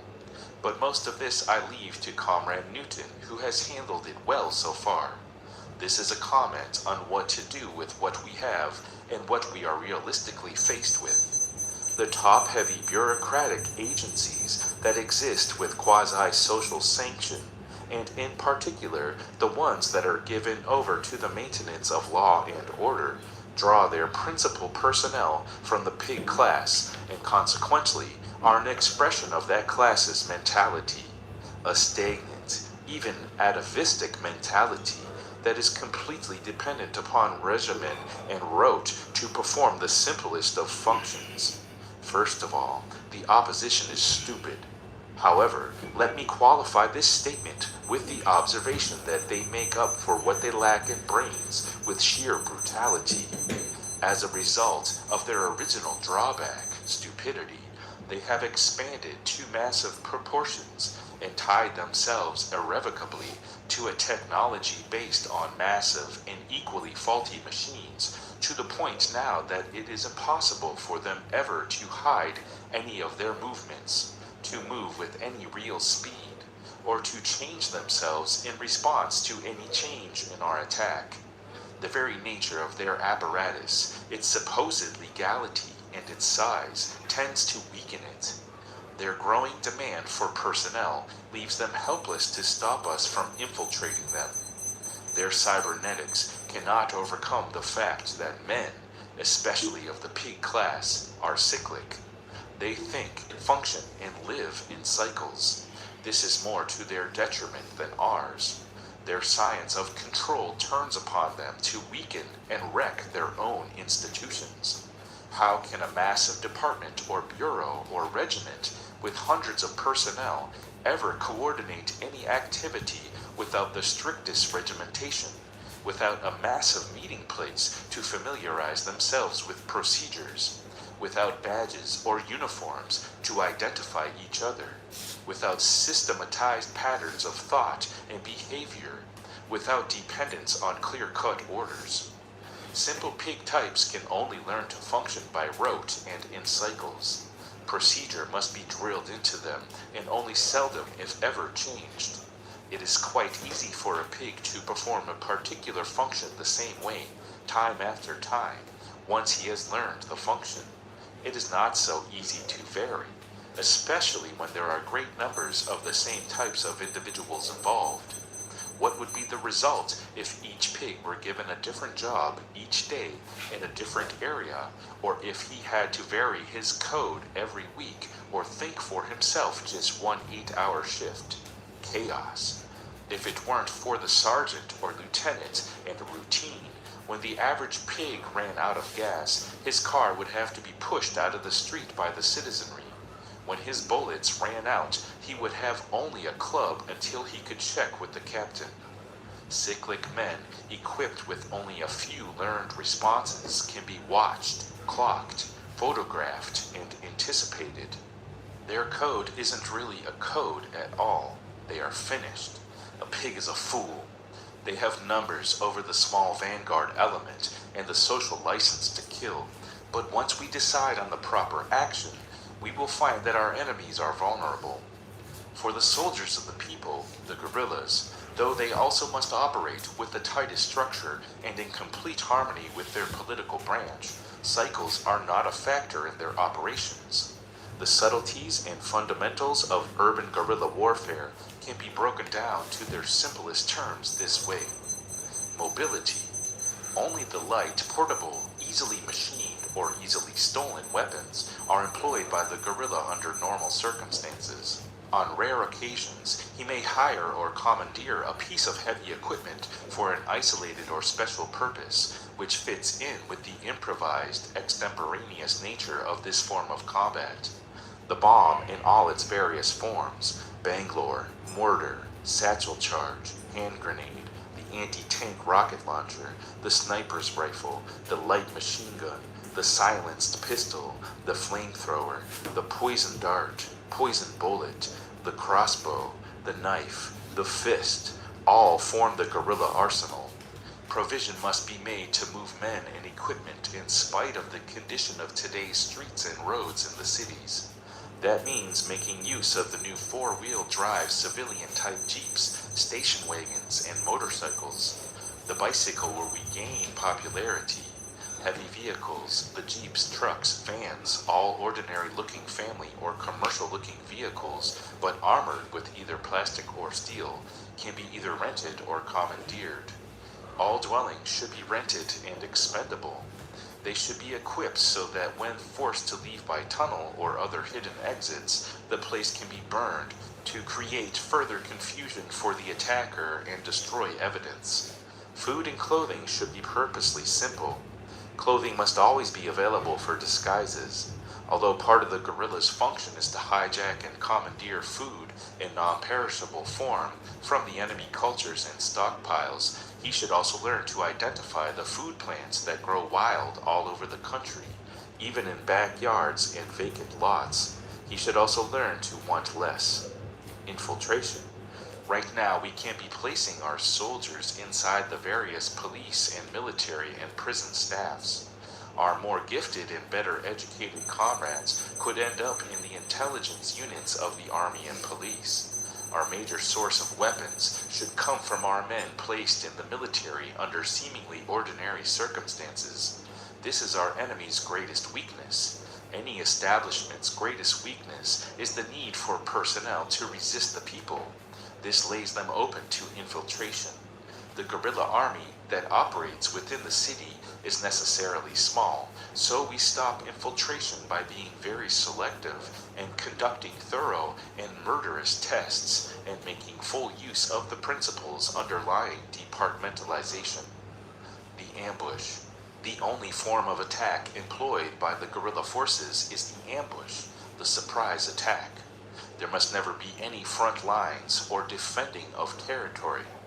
The only engagements that are carried to completion are the ones that are winning after an initial attack. If the enemy regains himself and counterattacks, we disengage and simply go home to await the next opportunity when we can catch him asleep, with his women moving in convoys on the toilet. Camouflage. Nothing ever appears outwardly as it is. The armor, sheets of plastic or steel, is fixed inside the vans and trucks in such a way as to make them appear normal when viewed from without. The military safe house, with tunnels leading in all directions and connecting with other houses, a storm drain, a manhole with bulletproof and airtight plexiglass window, encasements inside the house camouflaged with heavy curtains, rooms with doors that are really booby traps that work from the inside, must be made to look like any other house along the block. We must dress and equip ourselves with weaponry that will allow us to move even in units of a dozen or more without appearing to be anything other than private citizens pursuing their private interests. We will make use of all forms of disguise: mailman, policeman, telephone repairman, priest, nun, National Guardsman. The principal will soon have them shooting at each other or turning the innocents against them. The result, perfect disorder. Autonomous infrastructure. If it is our eventual goal to wear away the establishment's ability to produce and distribute goods, to feed its war machine, or organize any sort of social activity, then of course we must, at the same time, provide ourselves with the means of performing these functions on at least a subsistence level. Both the military and the political arms of the liberation movement must think of the provisioning of their vanguard elements and the people during the dark days when we stop the machine. Military supplies are stockpiled in advance with food staples. Depression days, foraging, and war years liberation gardens must be reintroduced and refined. The military must depend on the people for food. It must also prepare to feed the people from the enemy's supplies. Then you have the very healthy, spontaneous mass looting, perfect disorder. At some point in the development of the overall struggle revolutionary culture, it will have to become totally independent of the old enemy culture in keeping with Shea's theory of molding the new society around the struggle against the old. We will start from the beginning to build our own infrastructure in every possible area: people's stores, hospitals, banks, buses, army. This dual power, this building of political infrastructure in the military, is succinctly stated by the Minister of Defense of the Black Panther Party, Huey P. Newton. We recognize that in order to bring the people to the level of consciousness where they would seize the time, it would be necessary to serve their interests in survival by developing programs which would help them to meet their daily needs. For a long time, we have had such programs not only for survival, but for organizational purposes. Now, we not only have a breakfast program for school children, we have clothing programs, we have health clinics which provide free medical and dental services, we have programs for prisoners and their families, and we are opening clothing and shoe factories to provide for more of the needs of the community. Most recently, we have begun a testing and research program on sickle cell anemia, and we know that 98% of the victims of this disease are black. To fail to combat this disease is to submit to genocide. To battle it is survival. All these programs satisfy the deep needs of the community, but they are not solutions to our problems. That is why we call them survival programs, meaning survival pending revolution. We say that the survival program of the Black Panther Party is like the survival kit of a sailor stranded on a raft. It helps him to sustain himself until he can get completely out of that situation. So the survival programs are not answers or solutions, but they will help us to organize the community around a true analysis and understanding of their situation. When consciousness and understanding is raised to a high level, then the community will seize the time and deliver themselves from the boot of their oppressors. In following this strategy, we at once fill a very real vacuum that already exists in the black colony, brown and poor white too, where the people are not being fed, clothed, provided with adequate medical treatment or transportation facilities. This will create the consciousness that comes from the introduction of people's government.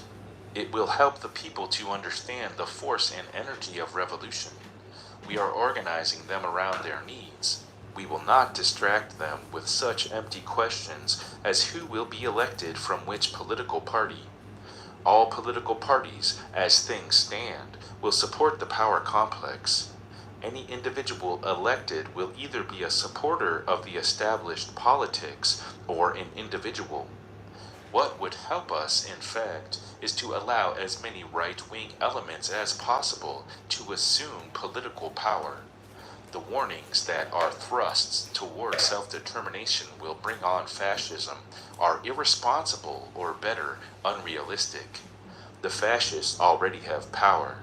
The point is that some way must be found to expose them and combat them. An electoral choice of 10 different fascists is like choosing which way one wishes to die. The holder of so-called high public office is always merely an extension of the hated ruling corporate class. It is to our benefit that this person be openly hostile, despotic, unreasoning. We are not living in a nation where left-wing parties hold 80 out of 200 seats in a congressional body, or even 8 out of 200. This is a huge nation, dominated by the most reactionary and violent ruling class in the history of the world, where the majority of the people just simply cannot understand that they are existing on the misery and discomfort of the world. They have been hypnotized into believing that criticism of the expansionist policies of imperialism is really